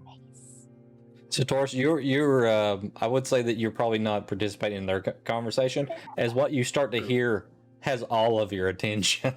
Oh, Yeah. it's juicy. That's, All right. that's what's important. So, Atreus, I imagine you're walking towards yeah. the door at the other end. Yes. Is it? And I have my hand on the doorknob. Is it? It's gonna take you a minute to get down there. It's a pretty long room. Oh, so okay. while you're walking, so Taurus, you hear the lady speak through like a helmet, so it sounds a little muffled, you know. She's, have we arrived too soon? General Lucia, always a pleasure to meet you. No, my Group C has just arrived back from the mission. Very good. Group C, you said this was the best you had. It was the best I had at the time, yes. Nevertheless, did the mission go well? It should have been simple. They were able to retrieve the girl. Unfortunately, the girl did not survive. Well, that is tragic news indeed. Yes, I take full responsibility for their actions. As always, as head of the guild, it is my responsibility that all missions are completed successfully. So I'll accept any punishment for that group myself. I'm sure you will. So, how did this go sideways? From the reports of the group, when they got to the facility, they proceeded to go into an underground section where they faced enemies. They fought them, were able to retrieve the girl successfully. On the way out of the facility again, a sniper then shot the girl, and the facility proceeded to explode. A sniper. And they weren't able to capture the sniper.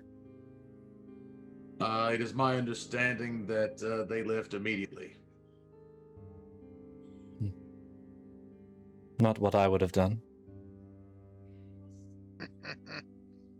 Once again, as I stated, I will take full responsibility for the loss. Don't fret. We're not going to shut your little business down.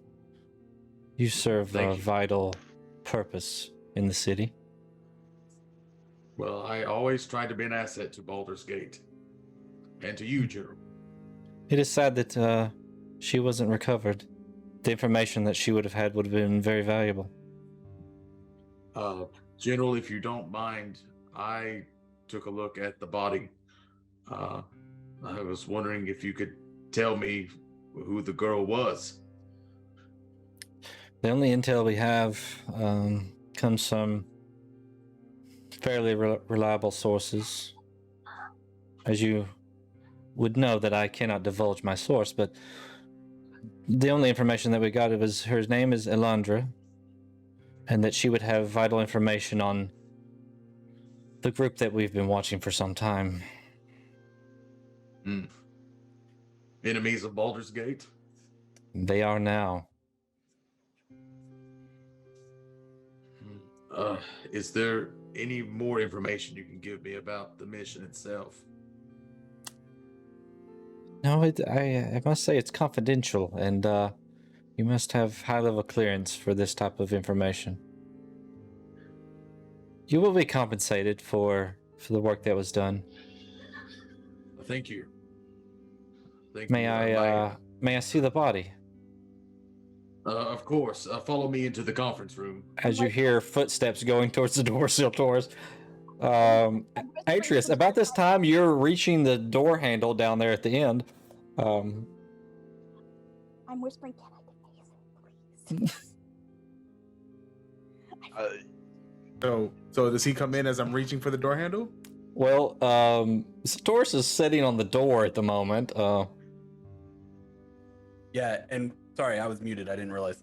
I just start like kind of clacking and making noises just on the floor. Getting like out of I'm the way? playing, doing Or- something. Okay. No, just like I'm sitting there playing. Oh, okay. So, Like, I'm using druid shape to like turn seeds into flowers, and then kind of like putting them all over the floor right here at the entrance. And but I'm really just trying to make big enough movements and noises for everybody to see me. Yeah. I'm gonna with kind of just like that. What's at your- that I didn't mean to interrupt, but Atreus, what's your passive perception? Passive perception is 11. 11. Okay. Yeah, that's probably not good enough. Anna, you were saying, sorry. I wanted to ray of frost her face just so it like is at least super duper red, like around her face, so like it's kind of swollen, so it won't look exactly the same. I'm just trying something, anything. Right before she tries that, JD wants to look at her and be like, "Look, you shapeshifted in front of all of us once before. If whoever's here is to see the body, can you not shapeshift again? Just so they don't know that you look the same." But then The door is Harrison and hitting Taurus at this moment. Harrison knows. Sorry, but something the is. general does not. The door's sticking. I Sorry. cast it. I cast it. You shape change? No, I'm casting ray of Oh, frost. you cast on Ray her of Frost? face. Okay. Yeah, just to make her face look red, like and swollen. So sorry. And then I let me get up. Get up.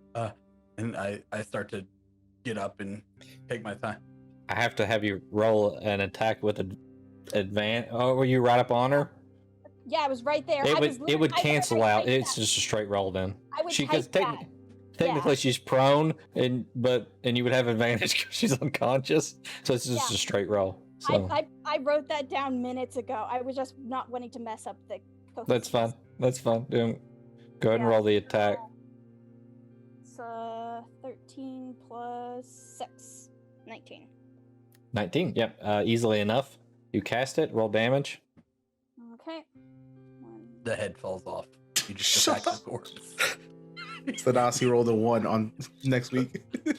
The head explodes. It's a 2.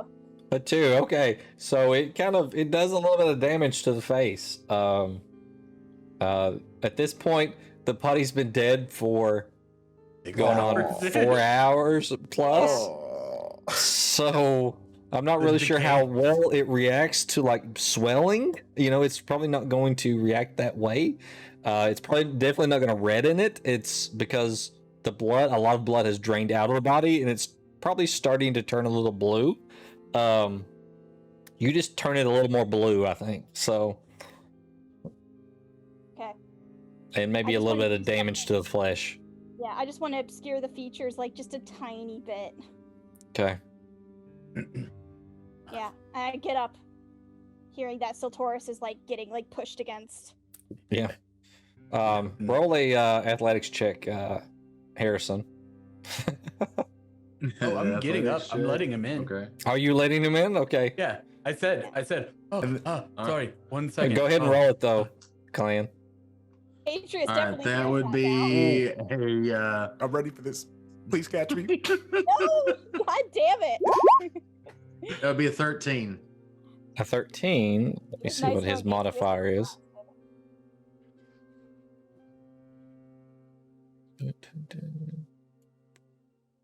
I wonder didn't have him how pulled up. much Harrison likes his privacy, being private. Oh, I've got it pulled up with his modifier. That's what it is. It is. Oh, is it a 13? Sheet pulled up. I just Okay, want to say so that I it just weigh kind more of- than most max strength Right. characters can carry. So it's going to be hard for anybody not a large figure to push me. Well, he could, but I just rolled badly. I didn't say impossible. So that was it. So what did you roll though? Like on the dice? It was a 3 on the dice. Okay. All right. Oh, So yeah. Plus 10. plus 10. Jesus. So the door comes open, but only as Siltoris allows it to be opened. He walks in. Roll a perception check, Harrison. All right. Let's see. Perception. 21. 21. Yeah, as soon as you walk in, you look over to the right and you see Atreus. The door is locked, but you see him fiddling with that door down there at the end. Is I start something I can help dancing. you with? I start dancing. Like I'm like, you had it. We couldn't leave. I really Harrison, gotta go. And I know What you- is you're what is in the there? delay here? Just a Class C. Attention. Immediately, I'm just like, little boy, really gotta, I'm holding my crotch. I got my legs crossed at the ankles, and I'm like, I really gotta go. It's been like 5 hours. We were in all that rain. Can I You will use the stand bathroom? at attention now. Dude, I'm going to pee myself. Do you want me to piss myself in front of company? Because I'll do it. Get the fuck out of here. Oh, okay. And I just kind of like hop out the room. Right, she walks in and walks over to the body and looks down at the body and then looks around the room and pauses on Ari. So, I mean, helmet's still on, by the way. I mean,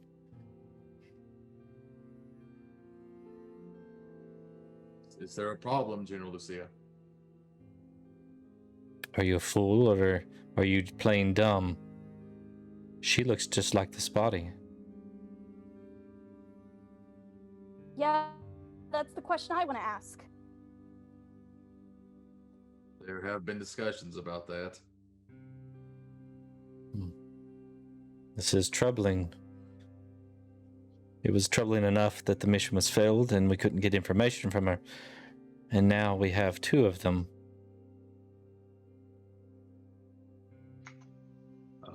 That is why I was trying to get more information out of you about the mission.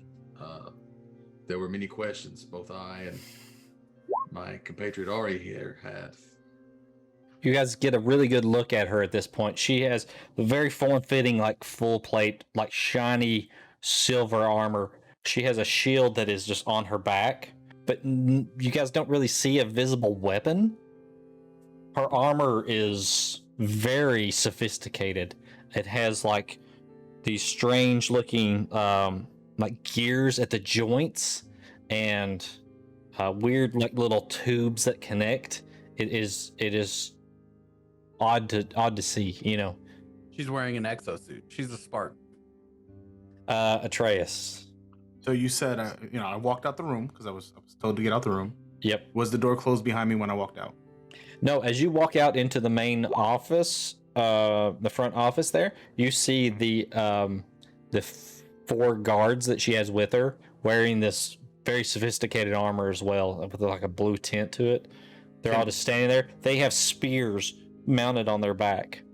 Can I see the shield that's on her back and see if there's any any insignia or anything like that? Yep. Roll a perception check as you're hopping by. It is a 17 plus 1 is an 18. Okay, so the shield is, it looks like, here I wrote details here. Where is it?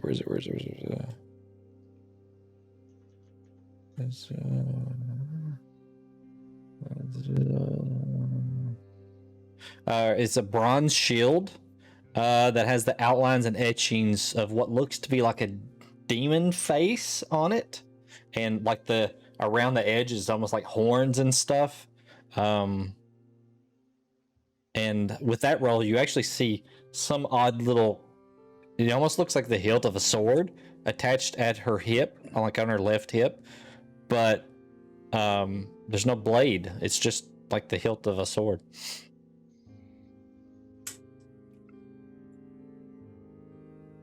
Okay. Let's continue what we were doing in there. As you kind of go by, she says,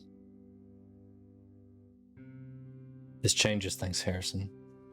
You are now involved in this deeper than you'd like to be.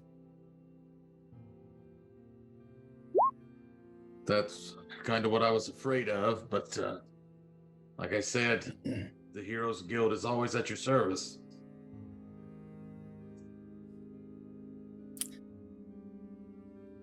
Then I have another mission for your Group C, as it would be. You really want to have this group go out for you again?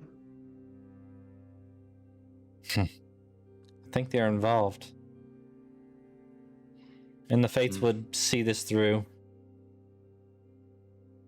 As you wish, then. Such a strange coincidence that they look the same. There has to be something to this. What would you like for Class C to do for you, General? She walks over and closes the door and stands in front of it and says, "This information is confidential and will not leave this room, or I will kill you myself." Been a lot of threats today. As she looks around the room.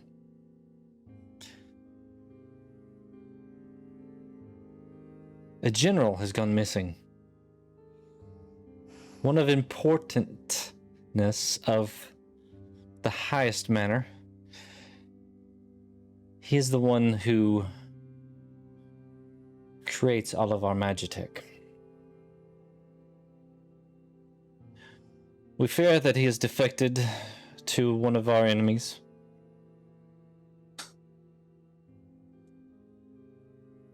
Or maybe he's been captured.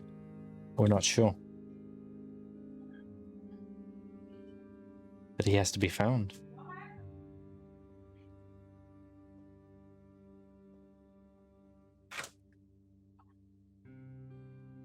I imagine you have questions? Could we start with a name? Yes. But the DM has to look it up, so hang on one second. I think my Wi-Fi is okay. I had to switch, so should be okay now. I don't sound really weird, right? No, you're good. No, you're good. You clear. It's I missed General Wi-Fi is the Nicholas Buckley. That you said Nicola? Nicholas Buckley. Nicholas Buckley. Buckley. Mm-hmm.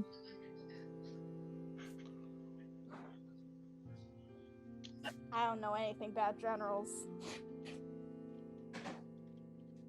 Not my department.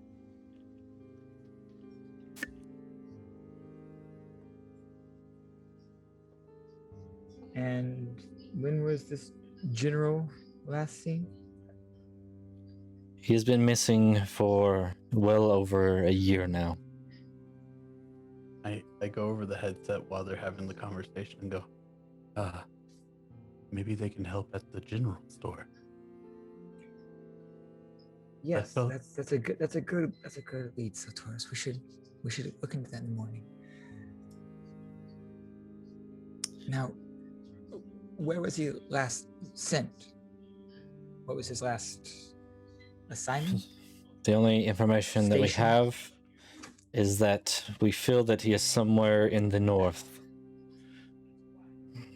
The most obvious place to start searching would be Daggerford, since Waterdeep is still in ruins. Daggerford has taken on much of the trade of that city. It has grown over the years. There should be a trail there. If not, continue on to Neverwinter. But be careful the information you get from that vile city. How did you know the girl was connected? Say that again, Anna. Sorry. It kind of glitched a little bit. Wi-Fi. She asked, how did you know the girl was connected? That is confidential, actually. We have our informants, and I cannot give their names.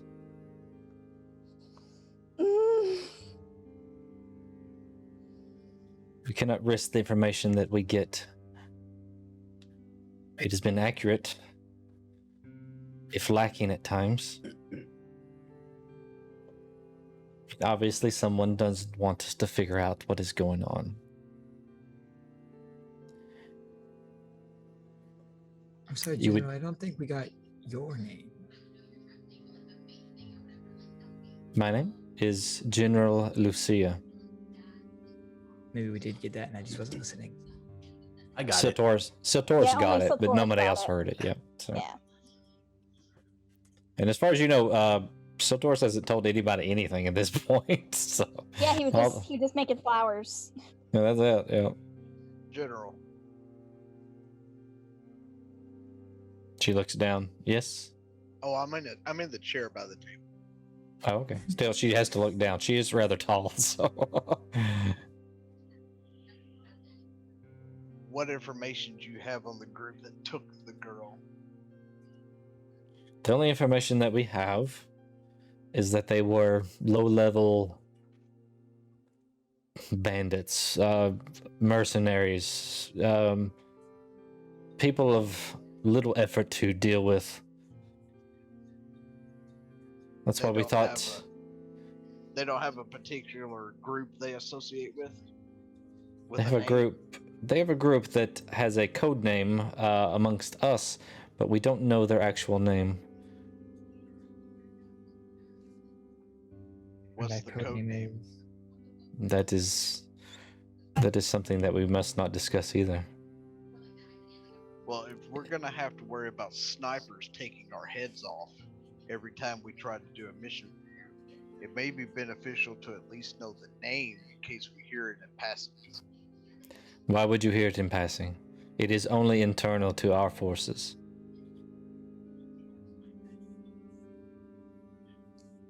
Because if they knew we were coming, there may be a mole. Roll that persuasion check.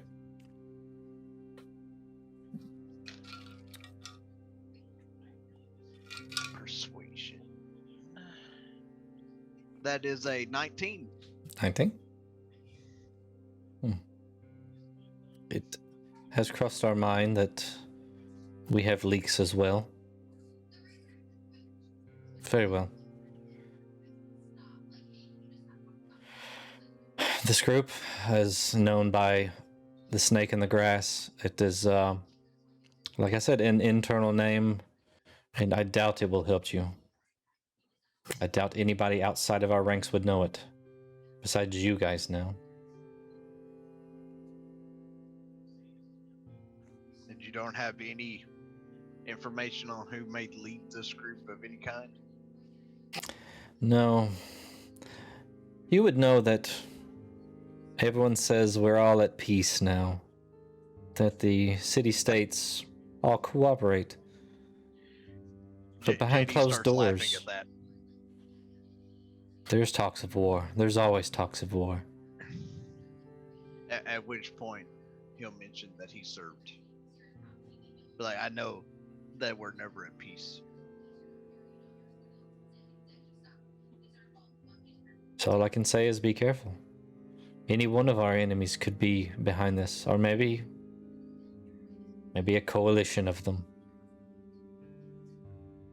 I will tell you this, if it comes to war, Baldur's Gate will be ready.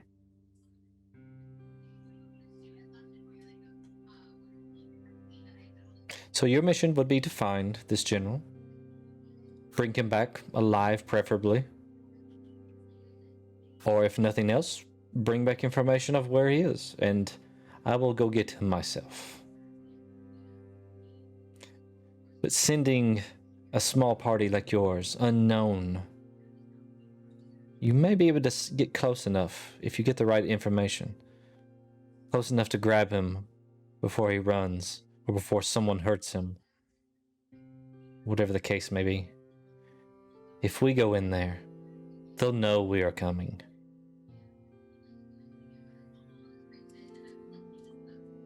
And we'll probably be bringing back a body.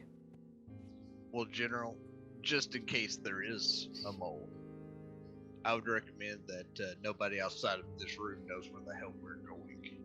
No, they won't. Not even my personal guard out front here. Just me and Harrison. and Group C.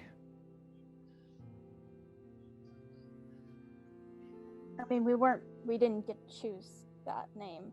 That's just what Harrison sticks us with. General, thank you for putting your trust in the Heroes Guild once again. Oh, I'll make sure that they do not fail you a second time. And I will make sure you're compensated. Whether it is for a victorious day or the tragic loss of Group C. Thank you as always, General. She kind of nods just slightly, and she pulls the door open and closes it rather firmly. Before she leaves, I'll walk over and go, General, your armor is very shiny. And I give her a rose bud, and as I go to hand it to her, I make it bloom. She reaches up and takes it. I want to say stay golden, Johnny boy. No, she doesn't say that. She just takes it and looks, or the helmet looks at you. You can't see eyes or anything. And she walks out the door and closes it. I think she liked it. I'm sure she did. Yes, a fine gift for the General. All right, Class C, listen up. You have a new mission? Hold on, Harrison. Hold on. No, We're missing a party member. He went to go piss. Might as well get him back in here before we have this discussion. You hear the sound of the door opening and kind of boots exiting the building. You can hear the rain still going outside, and Atreus, you hear him scurrying back over to the room. What I miss? A briefing. No, About to happen. no. It's really boring in here. It was All right. actually quite boring. Now that the General is gone and Atreus is back, Class C, you have a new mission. You know the details. What? What? I don't. We'll fill you in. They can fill you in when you go back to your apartments. All right, listen up. Oh, by I'll the way, give you 3 sorry, days. I messed up. The General did take the body with her, so if anybody had an objection to that, we can roll back and play that. So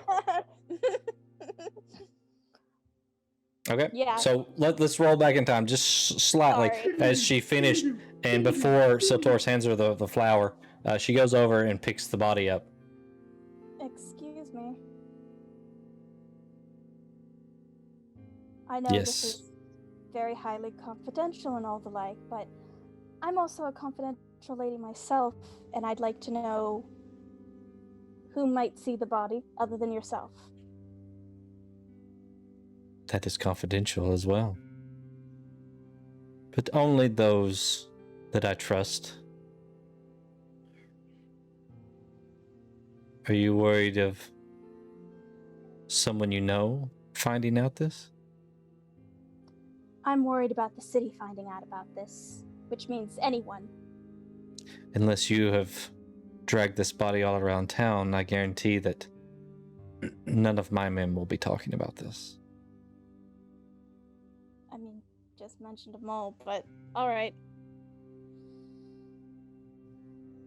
She turns and walks by, and Siltoris presents her with the flower. And she closes the door, and they exit the building. And Atreus comes back in. Yep. And now we're back in the future. Part 2. Yep. All right. For some reason, I feel like I was interrupted just now. It's very weird. All right. Anyway, Class C, you have your mission. You will complete it successfully this time. And I will give you 3 days to prepare. Once the 3 days are up, meet back here at the Guild Hall. And then you will leave out for Daggerford. Any further questions before you're dismissed? Do you get paid? Yes, you will get paid when you come back in 3 days. What about for the mission we just went on? And the mission the night before that some of us went on, That's true. We did fight a troll.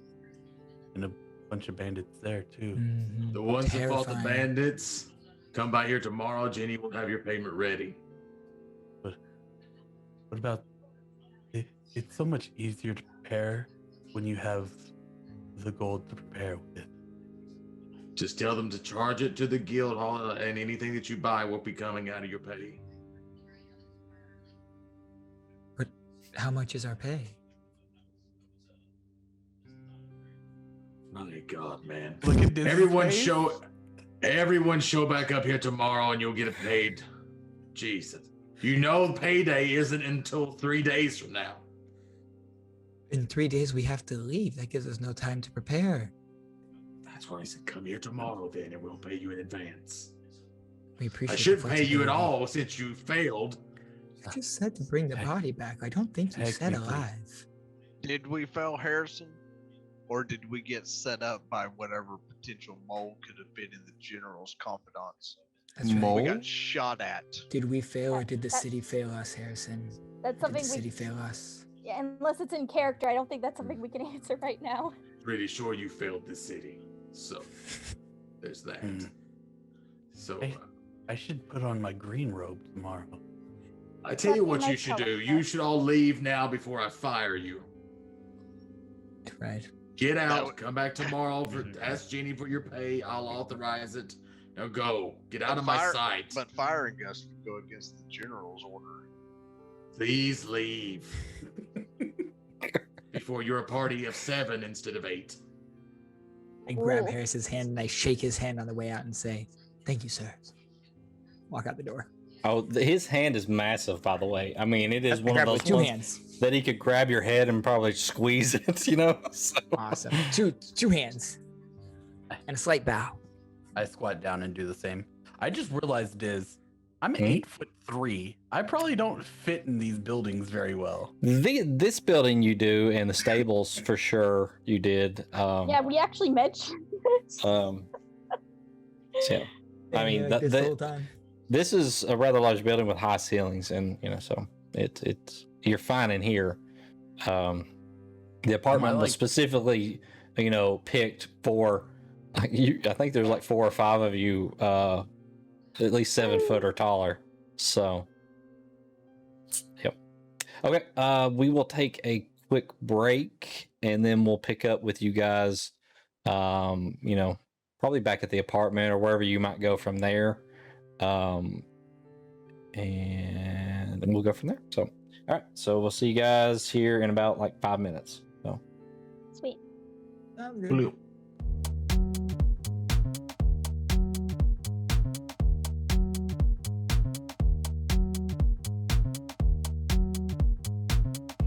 There could be. all I right, we're don't know back. how far that skirt came up. You're in the middle of an exciting conversation. Yeah, we were discussing juicy meatballs. And plant balls. And Don't plant leave the balls. vegetarians out. And fish Well, balls. and for you pescatarians out there, the salmon balls too. Dude, all of it's good. And also, can I just say, the IKEA veggie hot dogs, also fire. See, I'm not a fan of the veggie hot dog. You Have guys you had gonna their new make me- pretzel? You guys I gonna have make me not. have to drive to Oh, Atlanta. bro, the pretzel is so damn good. Dude, And IKEA's I like hate 40 minutes mustard. away from me. So I have to Listen, drive to Schaumburg from Chicago if- for an IKEA. If you go, Mhm. get the pretzel. I despise mustard. I'm just not a mustard dude. Mhm. Greatest mustard I've ever put in my mouth. Okay. I've Okay. been to an IKEA once. You gotta I buy did more. not get to eat there. It's an Close. experience. I'm hoping that sometime Atlanta, next year, so- by like end of next year, I move to Sweden. So I'll go to There you the go. big Go to Oh the- IKEAs. yeah. You have to go to the IKEA museum. It's inside of the first IKEA location. Yeah, Gotta I go know. there. Thef was talking about that one in Stockholm. She said she hates it. She's like, it's terrible. It's like a Hey. giant circle, That- and it's so many floors. And she was like, there's so Yeah. many people. She's like, it's That's how I feel pre-COVID. about. That's how I feel about the Coca-Cola Center because I've gone 7 times. I'm not kidding you, 7 times, all because other people wanted to go, and I don't like Coke. I know. The It's only, hell. I'll see Pre-COVID, we your- used to send top managers and leaders out to IKEA Sweden. Pre-COVID. it. I don't know if we're gonna do it anytime soon. You should do it. Sorry, Josh. What have you been trying to say for the past hour? My bad. I'll see your IKEA headquarters, and I'll say the only place I've ever been cool like that is the original In-N-Out Burger in Vegas. Oh, I have been there. I went there last time I was out there for work. Yeah, I make a point if I'm in Vegas to go to the original In-N-Out Burger. So Yeah. if you've never had an In-N-Out Burger, go. Log off the Listen, call now. Diz and I can beat all of y'all. Go ahead. We have the original Kentucky Fried Chicken. Yes, I have been there. I actually think I've been there. Yep. There you go. I went to You visit literally college. meet like one person in the call. I can beat all of you. Listen, Original KFC. We've all been there. You know where okay? I would like to go to one day? I would like to go to Renton, Washington, to go visit Wizards of the Coast because they have this great game named D&D. Oh yeah. They created, and Really? speaking of which, Tell Diz, us are more we about back? that. Hey, Tell us more hey. about D&D. Yeah. Hey, What's that They game? did not create D&D. They Nope. bought Say, it. Okay, sorry, Bye. they bought it. Sure. That's Well, if you want, blasphemy. guys, if you You- want to hear more about D&D, let me tell you about a fantastic YouTube series over at Big Slide TV on YouTube. It's called D&D University. Yeah, top-rated stuff, guys. Great information. Can I get We- a there's your plug? Josh, There's your we plug. used to work with the guy who created D&D, right? So, That's think- true. We did. I think he DM'd for Gary Gygax. I'm pretty Yeah, sure he Gygax did. stole the idea from. Yeah. I think Gygax stole the idea from Yeah. he who Pretty must. sure he single-handedly wrote 4th edition. Yeah, All yeah, right. yeah. You mean the worst edition? Damn. Wow. Sure, that guy's up. Swinging. All right. D&D. D&D. So D&D, we are back. So you guys have 3 days to do whatever your characters would want to do. But you're also, if you want to have any discussions, that evening as you're leaving the Heroes Guild or at the Heroes Guild or whatever you want to do. So If We're there's all- anything tell me that where needs- you want to go. If there's anything that needs to happen beforehand, that's fine. But that night, I'd like to go on a little walk by myself to clear my head and walk through the streets a little bit. We can do that when we get there. If there's anything else that needs to happen first. As Gotcha. we walk out of the Adventure Guild, I pulled the potion out of my pocket and handed it back to Sotoris. I start wasn't- making sure. There wasn't enough time to implement your plan. No, but it should be ready soon. Diz, I have a question for you. I've heard two Yep. different things. Potions in the thing that we have say they have a 72-hour lifespan. Right. Are you keeping that? Because I've heard that you are, and I've heard that you aren't. I really don't want to because it's just a lot to keep up with if you guys start making a lot of these things. Yeah. So Makes sense.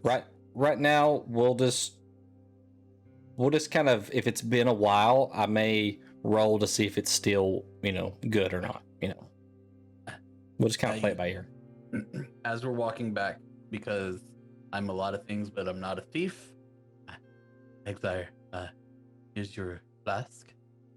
A little less holy water than when you gave it to me. I don't need it. Why don't you hang on to it just in case? Consider it a gift. Yeah, okay, yeah. And then that would be that. Okay. Turk, you doing anything that evening? Turk's pissed off about something that happened in another world far, far away. So no, All right. All right. no. All right. Buck. What's the time frame of when we walked out of there? Yeah. Because you said we got back. in How the long have you rain. been there?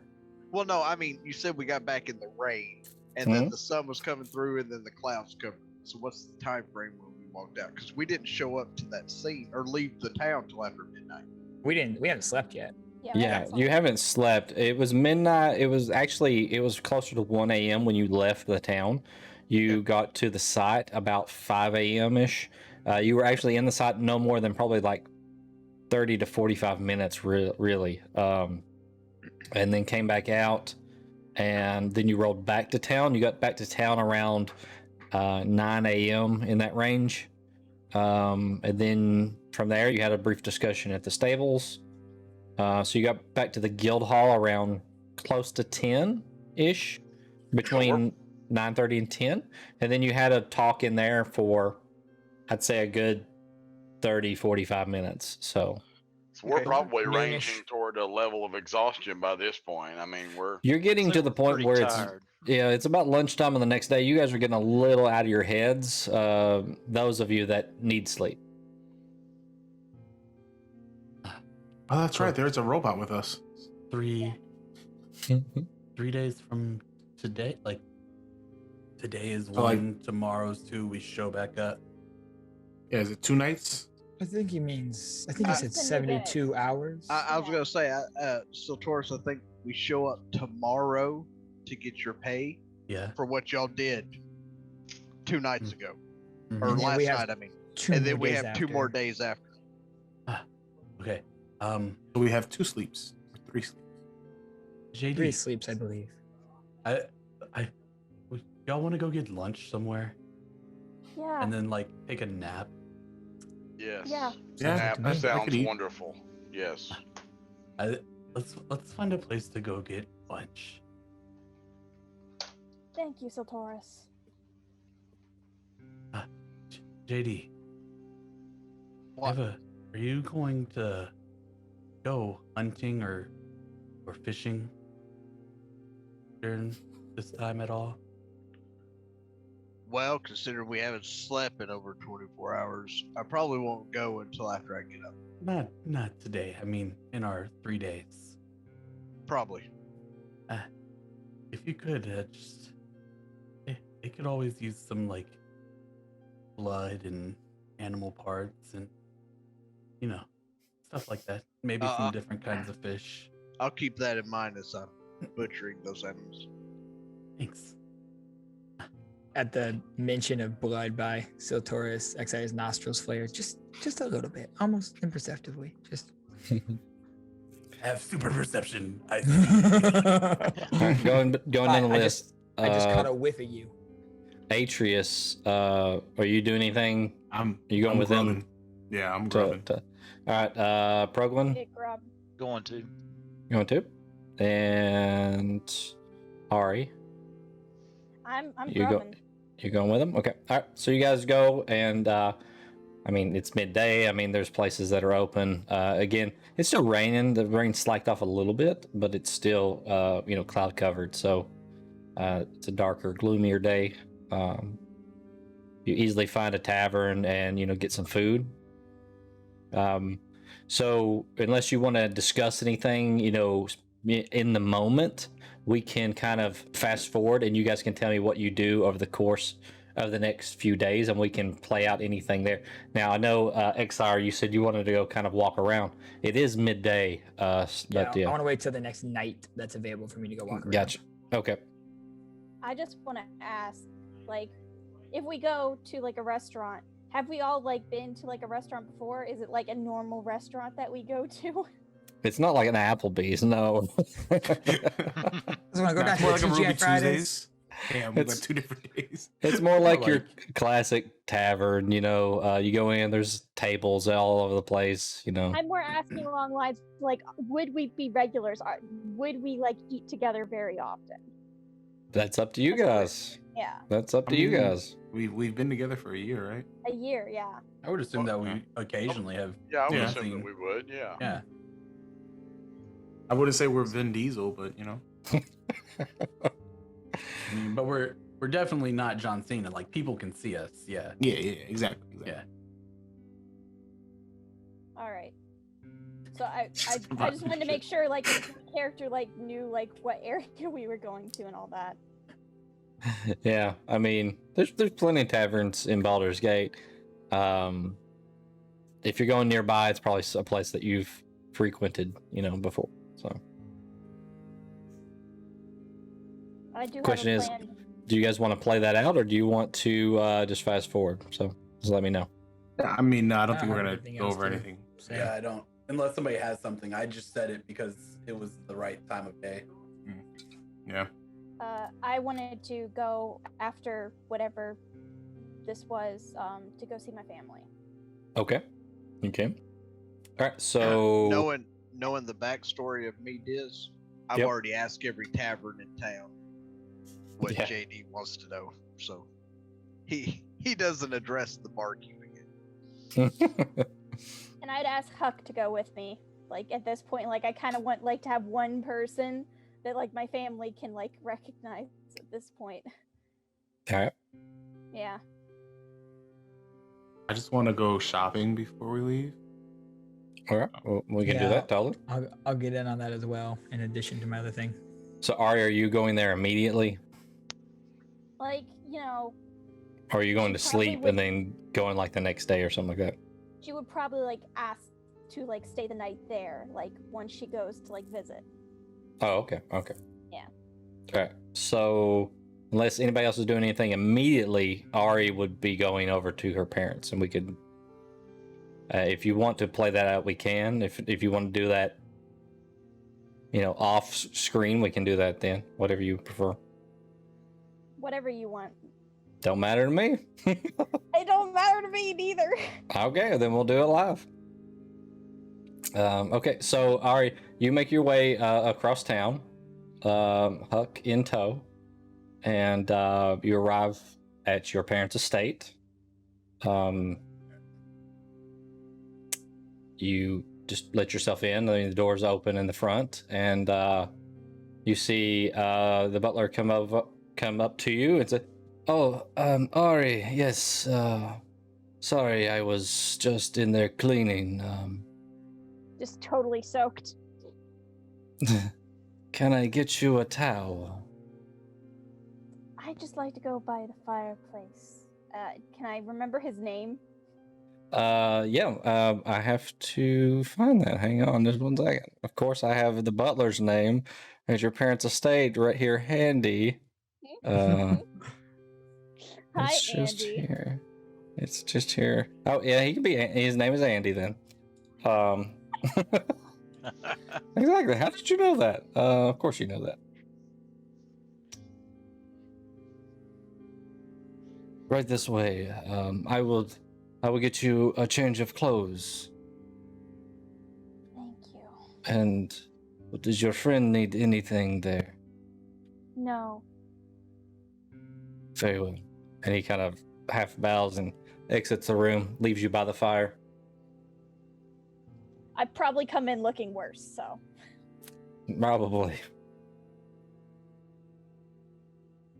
It's a few moments pass, and even before he comes back, your mother comes into the room. Technically I'm not supposed to like go all the way on the edge of like the seat, but she does it anyways because she doesn't want to get like the fabric wet. So she's just sitting like on the very edge of the seat, like with her arms and kind of legs kind of like reaching towards the fire just a little bit. She's taking her shoes off. Oh, she's in the process of doing that. So when your mother kind of comes in to the back there, hang on, I'm pulling something up here. Cooperate, computer.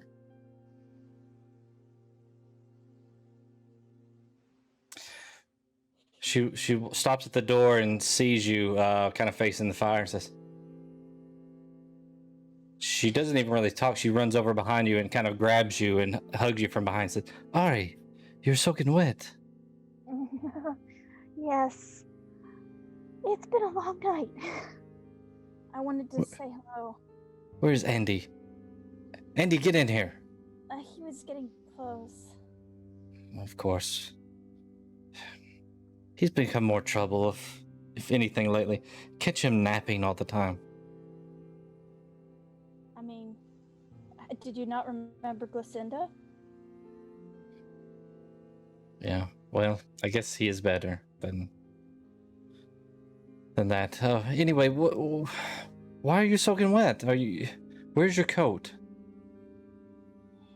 So, I had a job. I've spent the whole night out of doors, and I got soaking wet. Pretty much, nothing has worked out today. Or night. Oh god, it's a new day.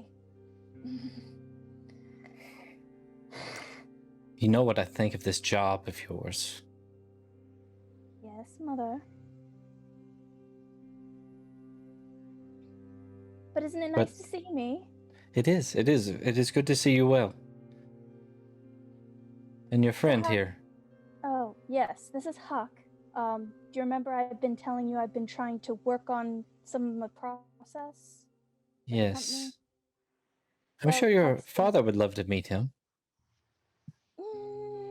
Yes, well, Huck isn't really in a talkative mood right now, and I'd rather them be open with each other about it. Of course, he's not even here anyway. Oh, Out on what is he business. up to? Business things. He never tells me. Yes, well, normally if it's important, he would at least let me know. Yeah, it's probably not important. All right, I want to ask him a few questions. Fortunately, that won't work out. Well, I mean, if you stayed, I'm sure he would be back at least by the morning.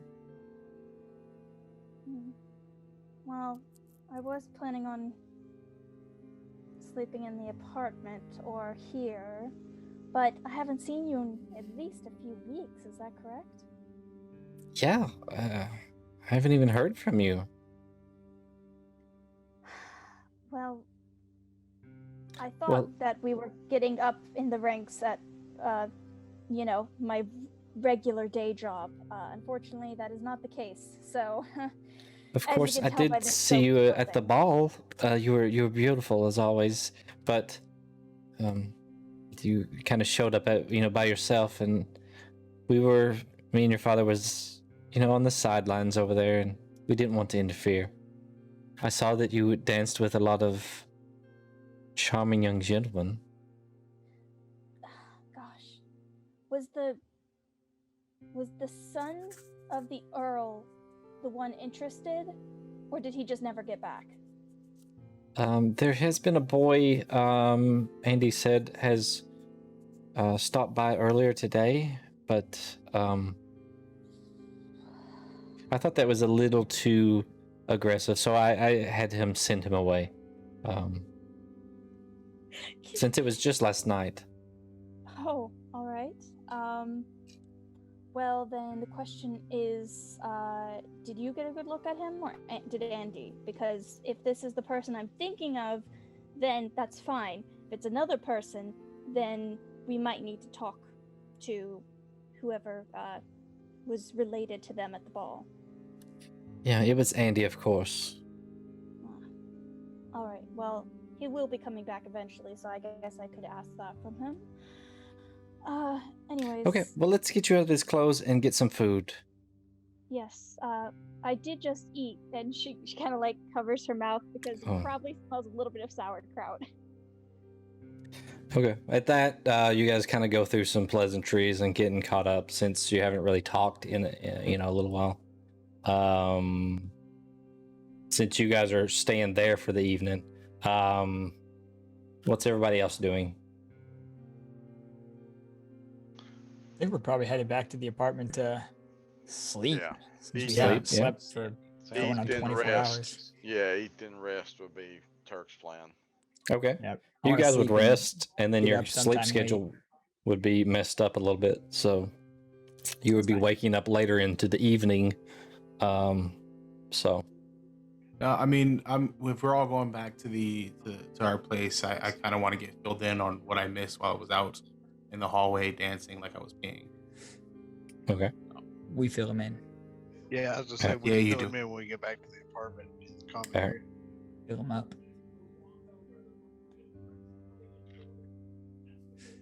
Yeah, so I guess we're just So hanging out.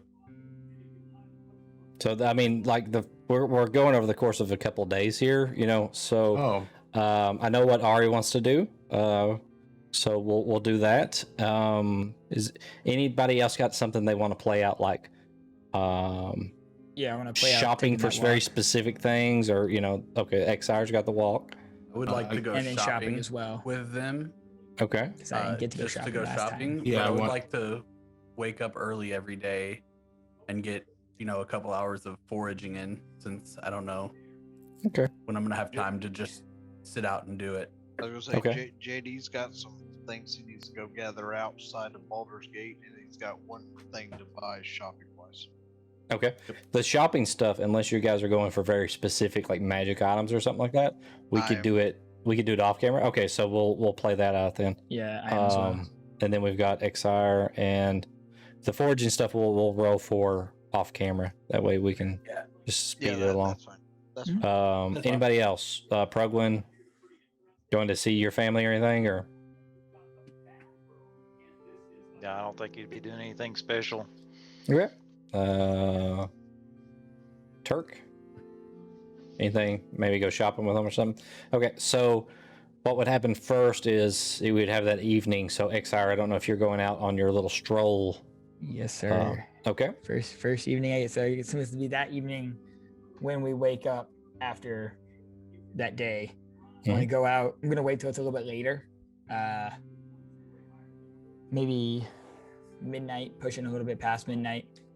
Go out, kind of take a walk to clear my head, and I'm trying to find Mortimer. Okay. So Go back maybe by the stables or back, around some local taverns and just kind of ask about it. Yeah, so see if I find him. It takes you a little while. Just roll a survival check, and we'll see how long it takes you to find him, or if you can. All right. As you're kind of tracking him. That's the third natural 20 of the night. Plus 4 is 24. God. It's okay, dice, yeah. man. So It's dice. you actually, after the first tavern you go into, they're like, "Yeah, he was just here." Like, you know how he is, begging for scraps. We sent him away, and you kind of immediately walk out, and you kind of see him kind of cut down an alley. I'm gonna hustle after him. Okay. Call Mortimer. I swear I didn't take anything. No, Mortimer. It's me. It's Exire from earlier. Who? You remember you came by the nice people. Oh, yeah, the one that gave me the money. Yeah. Yeah. How are you, friend? I'm doing good. I'm still drinking on that gold piece. They fantastic. Have you had a hot meal today? No. Come with me. And I want to take him to a tavern. I want to buy him a nice meal, buy him a nice drink. And maybe just after that, kind of walk with him. And next time we find ourselves, walking down, I don't see anyone else around. Or I guess as we're walking down the street, is there a time I feel like we're alone? Yep. Just roll a perception check. Yeah. Oof. Not good. That's a 5. Okay. You feel like you're alone. All right. Fantastic. I'm gonna take him down an alleyway to the side and just kind of like we're cutting through, like taking a shortcut. Mm-hmm.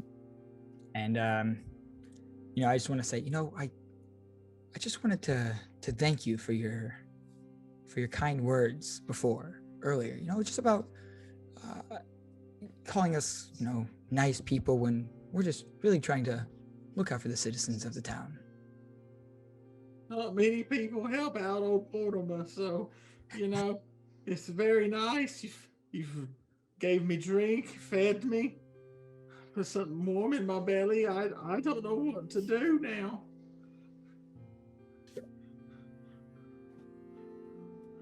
I mean, I don't usually, do this, but I'll kiss you if you want me to.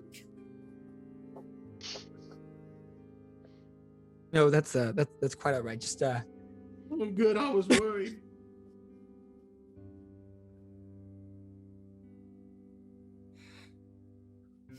But thank you for the meal and the drink. Oh, Mortimer appreciates it. I feel so bad. Oh, you broke Mount Ox. Why do you feel so bad?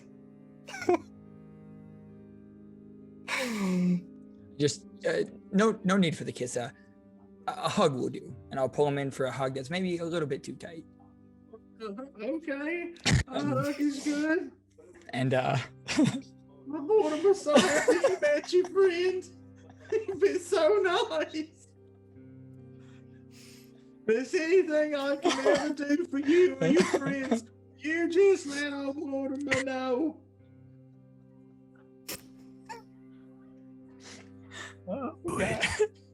Baldur is dying. now the team mascot.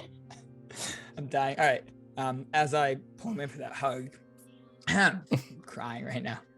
I'm gonna just very quietly say, "You really shouldn't have been there today, friend." And I'm gonna pull his head to the side and bite his neck. Dirty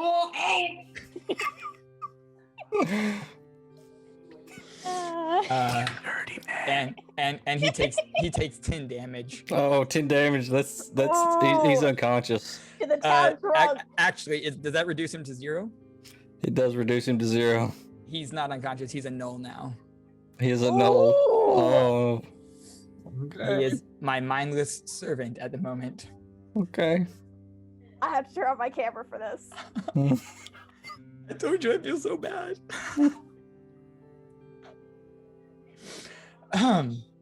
So yeah, he's a null. He's I can send you the I think it's in the plane shift. Yeah, I'm gonna have to look it up. I don't know how they act or anything at the moment, but yeah. Yeah, as far as I remember, they are. I don't know if they're mindless or not. If they're, they follow my commands. Hold on, I'll tell you right now. Yeah, I need to pull it up here. Right here we go. Oh man, I'm sorry, Mortimer. No, you're not. No, I'm really not sorry. Oh man, as soon as he overheard that. Demons. Sorry. All right, vampire notes. Here we go. Sometimes he becomes a zombie. He becomes a null. He undergoes a horrible transformation. Oh no. Becoming a stronger and faster version of a zombie called a null. The null's heads are featureless except for a gaping mouth filled with jagged teeth. Their bodies are shriveled and distorted, but preternaturally strong. They're mindlessly loyal servants to the vampire. The number of nulls under vampire's control is a mark of status and power. It doesn't have their actual stat sheet here that I can see. Yep, we'd have to find it. Yeah, but yeah. So he is. All right. We gotta hide a null in this city. What do you tell him to do? I am going to tell him to go. I'm just gonna tell him to head north and wait for me in the woods along the road. I would say the features of him start to transform, but it's maybe a slow process. It's not just instantaneous. So he still kind of looks like himself, but his mouth is kind of open and his teeth are starting to become pointy and stuff. I'm gonna tell him I'm gonna say head north, await for me in 3 days' time along the road to Daggerford.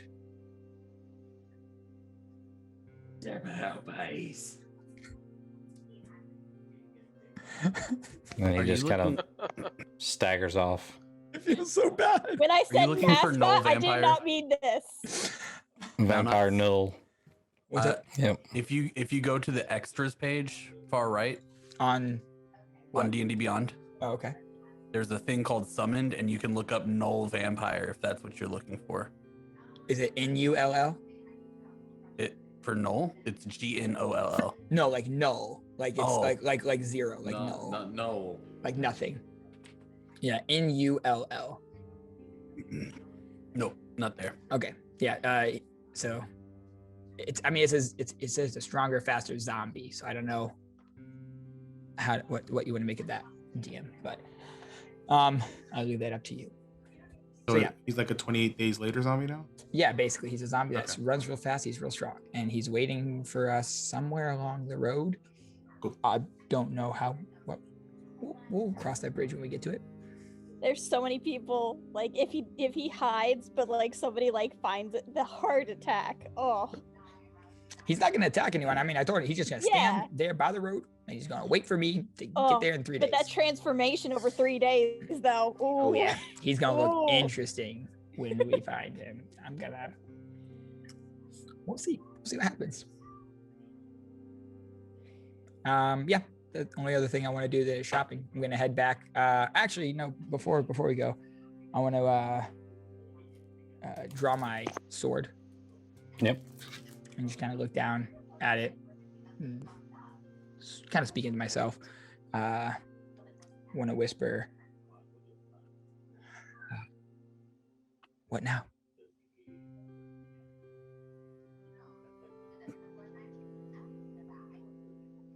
Follow the path the Armor One has laid before you. To what end? I need a powerful prey to feed upon. These meager mortals are not enough. We must find something like you, but of this world. Do you sense that to the north? I do not sense it here. Right. Very well.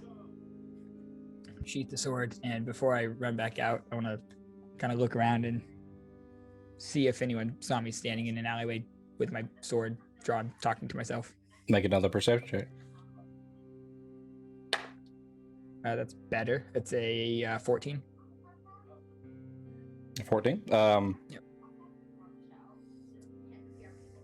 You see something at the end of like the alley. It looks like an odd shadow, and then it moves.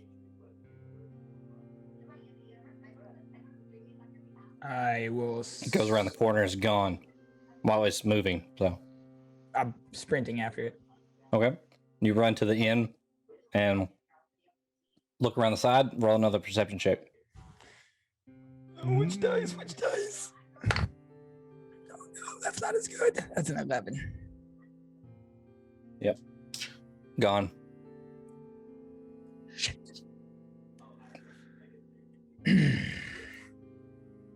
Right.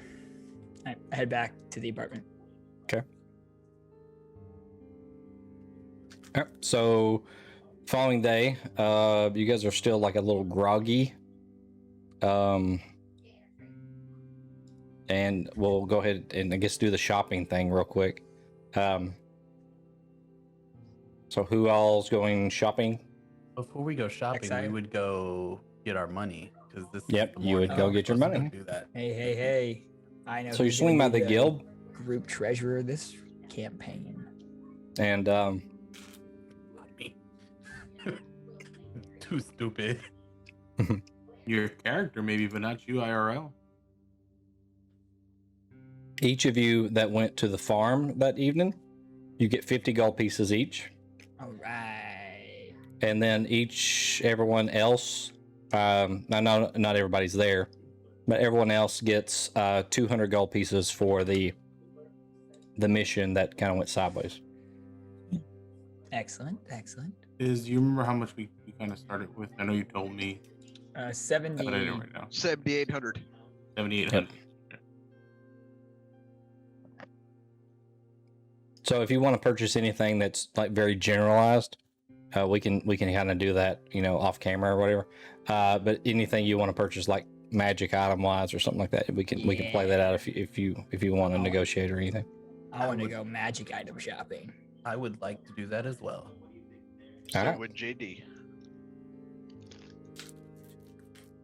Atreus, were you looking for magic items? Were you I just looking- wasn't until now. It's just I Okay. want to be part of the group. Oh, you just wanted to go shopping. Okay. I just want to say, spend a little money on myself. Girl, I got you.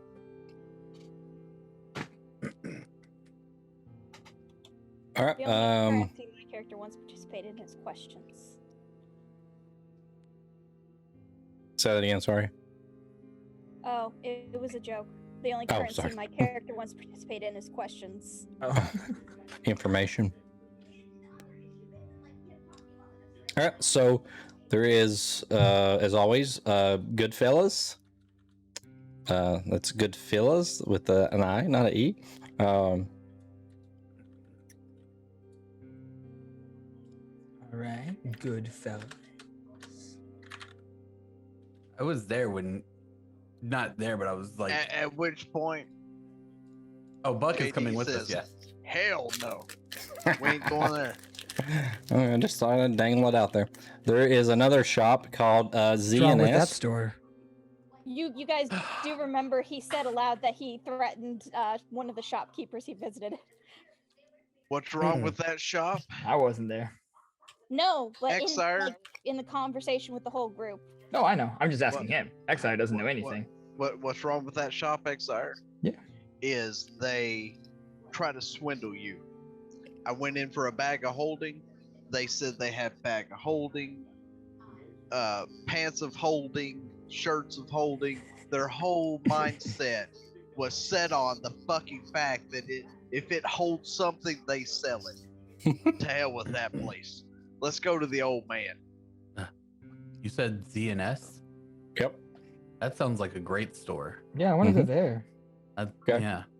That sounds like a fantastic store. Bet they've All had right. better days. Yeah. So as you go into that store, like the shades are drawn. It almost looks like it's closed. It's very dusty. Imagine like on those old children's shows where you go into this, magic store and there's just like weird stuff sitting everywhere. It's kind of like that, except there's all these like old artifacts just sitting on shelves and things, very dusty. And there's a counter with a guy behind it. He's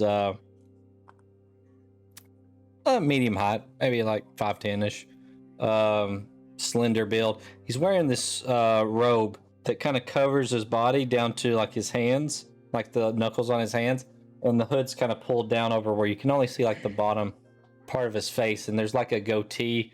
It's white and it's kind of long, comes down to midway his chest. Good afternoon. Good afternoon. May I help you with something? We hoped we might take a look at what you have to, I'm excuse me. Atreus, I think this is more your department. The talking. Oh, yeah. You see, it's shadow, but you see his face kind of come up, and you see the glint of his eye just through the darkness in the hood as he Does he looks have at pointed ears? Atreus.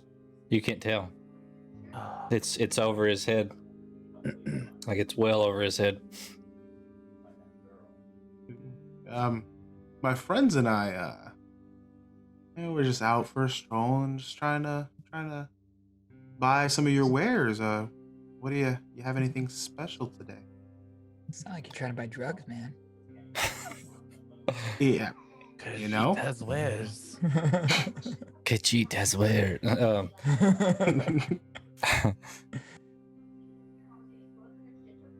I have many odd things here. What are you looking for? I turn to the rest. He's got stuff. What do you got? What are you looking for? Why am I the middleman? Hey. Something that. JD will push himself to the front through everybody. I just look down at JD. Same. Hey, Yes. I want to know if you have a goggles of night. That is a very common item. I think I have a pair here.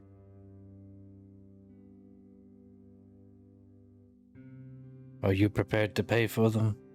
As he kind of leans down, as like rummaging through something, and pulls out these goggles and sets them up on the counter. Are they of top quality, and how much they gonna run me? They are slightly used, but let me look up the pricing on them. I think they are 3,500, but I'm not sure.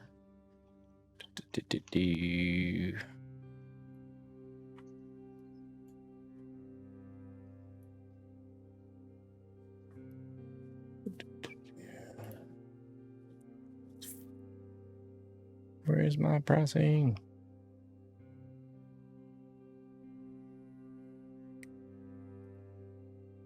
Not that. I mean, we can say 3,500 at this point. They might be a little cheaper. I'm in trouble finding my At link. that point, JD's gonna look at it and be like, "Man, you're fucking swindling your fucking people because the old man up the fucking street selling them for $2,000." Oh, well, that's how much they are. I just can't find the pricing, so. What, 3,500 or $2,000? $2,000. I mean, whatever the price was for. I'm having trouble Yeah, finding the old link man at to the the, first shop told me $2,000, and then he dropped them to 1,800. But he told me $2,000 to start with. Yeah, that's fine. Can't find that link. Pull it up.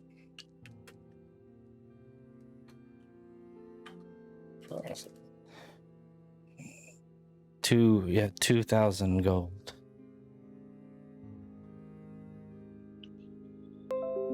What do you mean by slightly used? Someone else used them.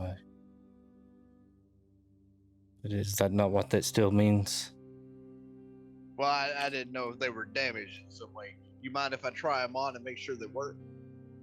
No, and he kind of puts his hand up on the counter. It's very, it's like, very pale skin, and he kind of just pushes them across the counter. You can tell his hand is very bony.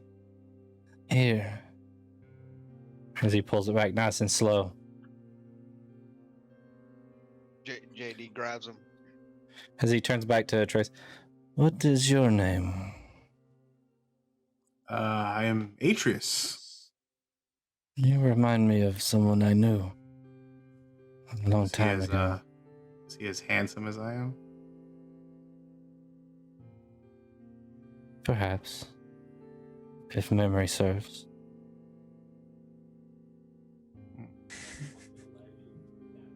Where was he from?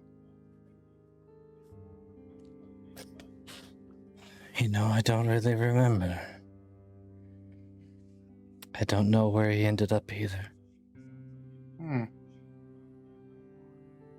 Well, there's not many as good looking as I am around, so I'll keep an eye out, see if I can't find him. Do you remember his name? Oh, there is. Reyes, he's just a little further south than where you A little further south. The deep south. Does he carry a rusty sword by any chance? He might carry a whip. Yeah. Mm. He might still have some relatives kicking. His This name could be one of his relatives. His name was Akminos.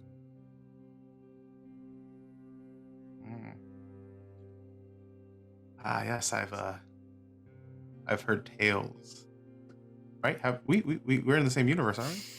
Obviously. You We've are, heard- yeah. Yeah. Yeah. I've Champion of Waterdeep.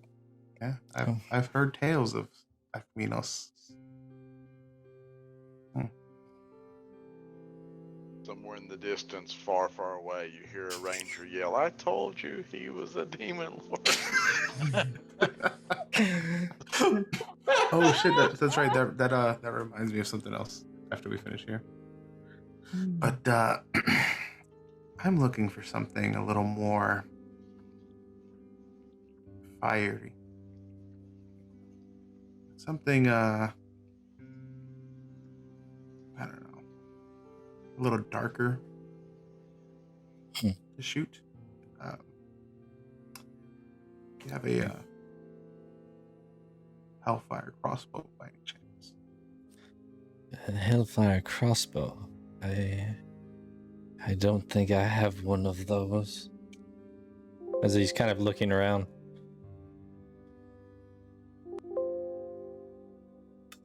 I do not have one. I do not believe. Do you have any crossbows? I have some weapons, but no crossbows. At which point, when he mentions crossbow, I elbow him. Hey, you want a crossbow? I know where you need to get one. You okay? We can, yeah. We'll go take a look. Then.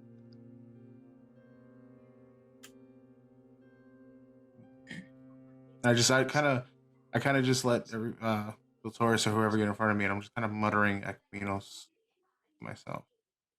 My request is a little bit easier. I just need something that'll help me kill things faster, or something that'll help me not get killed while doing that.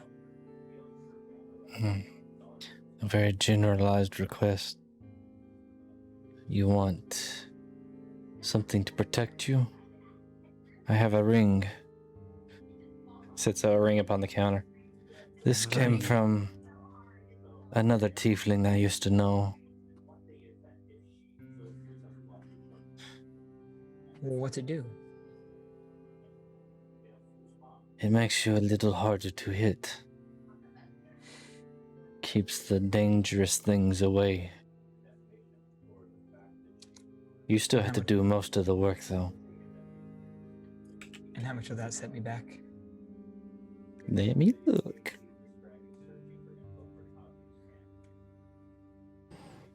It is 3,000 gold. Right, and what about in the way of a blade? Any... I'm a scimitar man myself, but I can make do. I see you have a very nice weapon there. I do, and one rather mundane by comparison. So he holds his hand up slightly in your direction. You see this like blue energy kind of sparkle over his hand. Yeah, it's very unique. Quite. If you want a scimitar, let me see. He goes looking through. I don't have a lot of weapons like that. I have a long sword. He sits it up on the counter.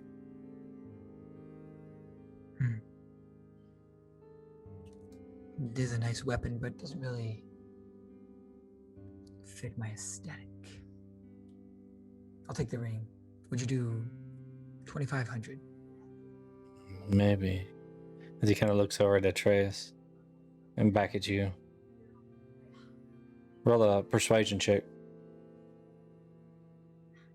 You know, I'll put in a good word with a tiefling for you.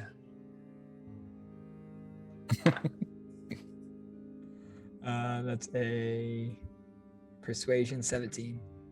17? Plus one. Mm-hmm. Okay, I'll roll against it. What do you think? Do you believe you or not? That is cocked. Let me roll it again. Oh, yeah. Okay, that's a natural 20. Okay. I will tell you this. And he leans in over, close. I'll lean in closer. If your friend would stop by sometime just to chat with me, I would give it to you for 2,500.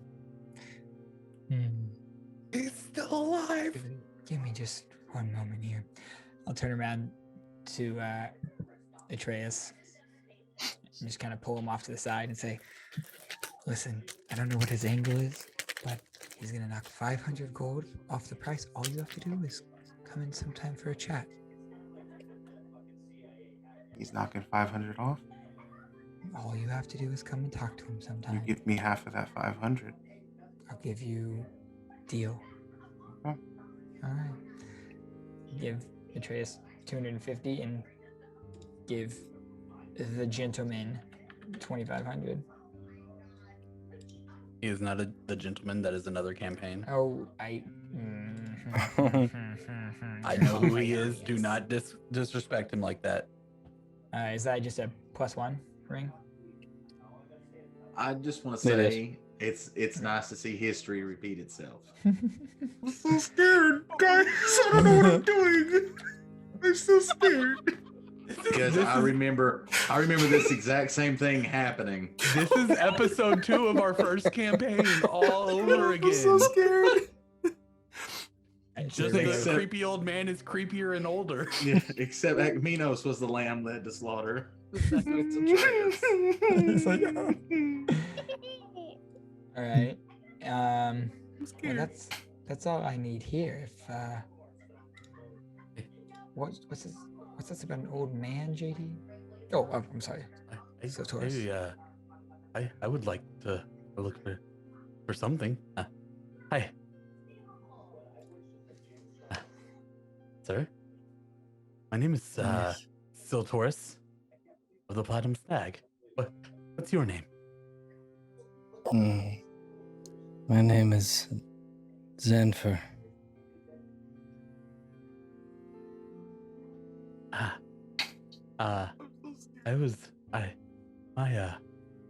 My uncle used to have a staff, and he could create bugs out of it. And my aunt had a staff that she could make flowers out of. I was wondering if you had any like really cool staffs like that. Anything like that? Any staffs? I have Introduces his Siltaurus' Uncle Cannon. I have this staff, and he picks up a staff, and if I remember right, let me look it up real quick before I tell you what it does.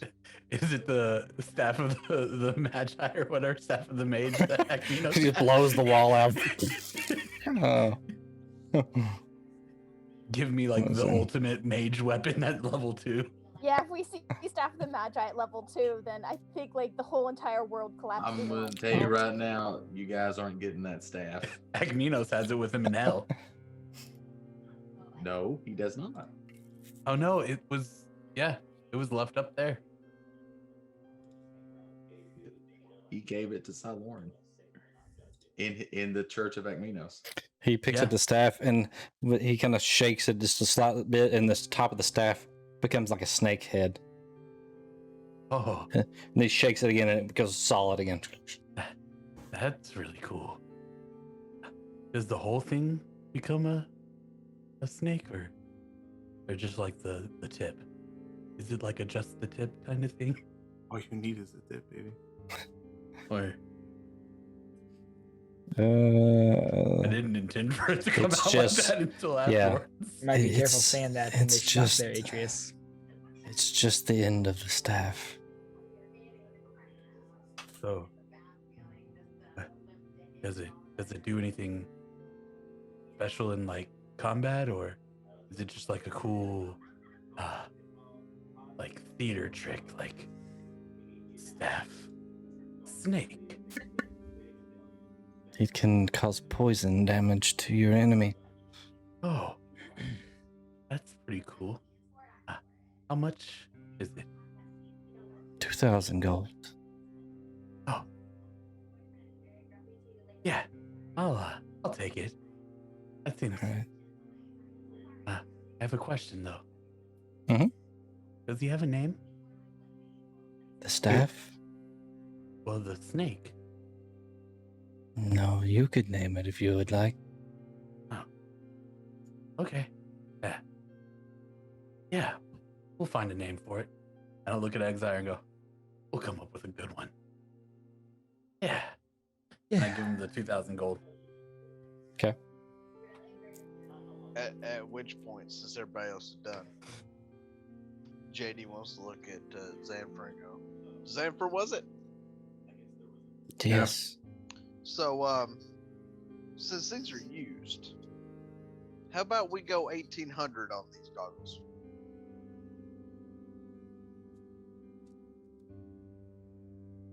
Roll a persuasion check. It's not a hard sell, but Persuasion.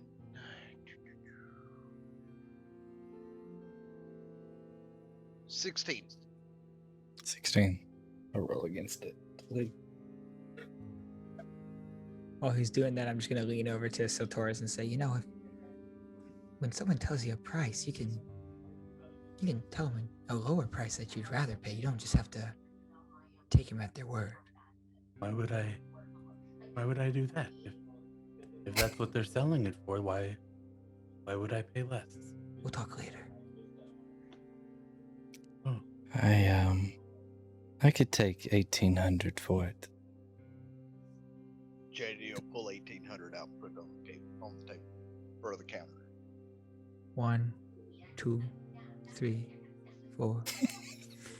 Count them out of the copper at a time. Devil, no, I ain't as slow as Sultorius. The Tor's still over there counting out 2,000 gold coins. I have a 10 intelligence. I'm not stupid. I can count. Just saying, you're very meticulous. That's all. So that is the staff of the adder that you got.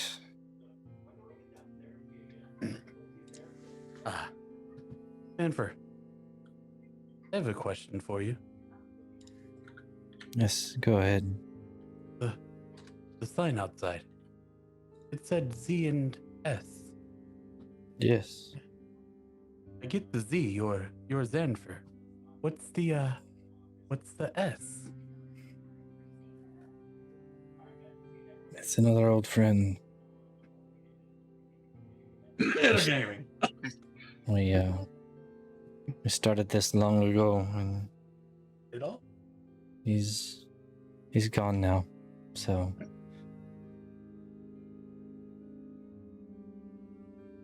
we used to have a place in Waterdeep, but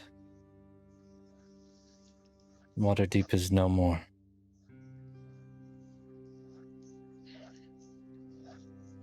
All the champions are gone.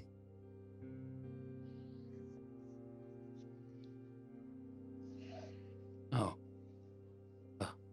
That's a shame. I'm sorry about your friend. Is there anything else I can help you with?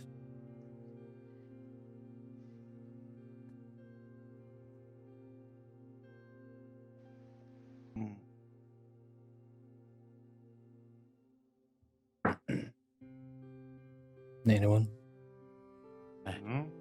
No, we're good then for things. I don't believe so. Well, I hope to see you around again sometime. He kind of looks over at Atreus. We'll see. I shoot a look at how do you pronounce Exir? Exire. Exire. It's just kind of a what the fuck did I agree to look?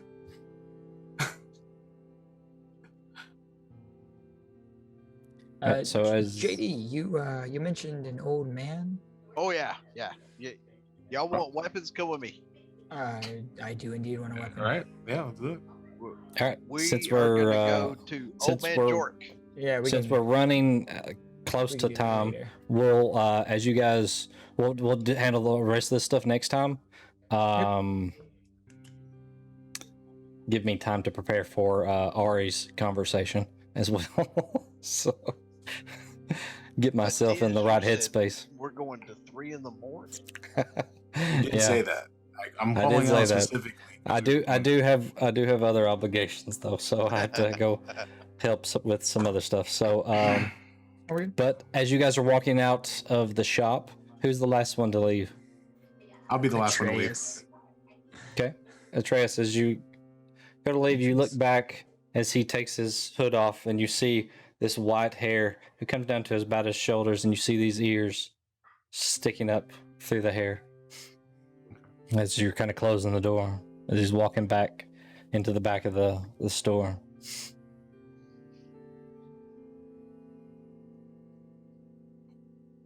Okay. Yeah. And that's where it kind of closes off. So, all right. So we will jump into it next time as everybody. I guess everybody's finishing up their stuff to do for the next 2 days and heading out to Daggerford or whatever else you guys decide to do. So, Yay, shopping episode. yay! It ended with a shopping episode. Yeah. Yeah. Well, I guess it'll start with the shopping episode too, because we're going to Jorick, which is I'm Well, sorry, Mortimer. Yeah. No, you're not. Or more. I am. I feel so bad. Listen, all I know is I want more and more swag. That's all I said. I put it in our chat. Mortimer gotta get a was so hoodie. nice. With more Sorry, Anna, we didn't get to the real conversation you wanted to get to. Like I said, we can do it off camera if you want, or we can wait till next time and do it live. Either way, it's okay What with the me. hell am I getting myself into right now? Okay. Are you still live, Diz? I am still live at the moment, yes. Okay, But I'll we'll wait. go ahead. We'll go ahead and say bye to everyone, and we will Bye, see everyone. you 2 weeks from now to do this next Saturday session. We'll see you next Sunday for the Sunday session. So, all right. Yeah. See you guys later. Auf Wiedersehen. Bye, chat. See you guys. Hit on. Bye. Okay.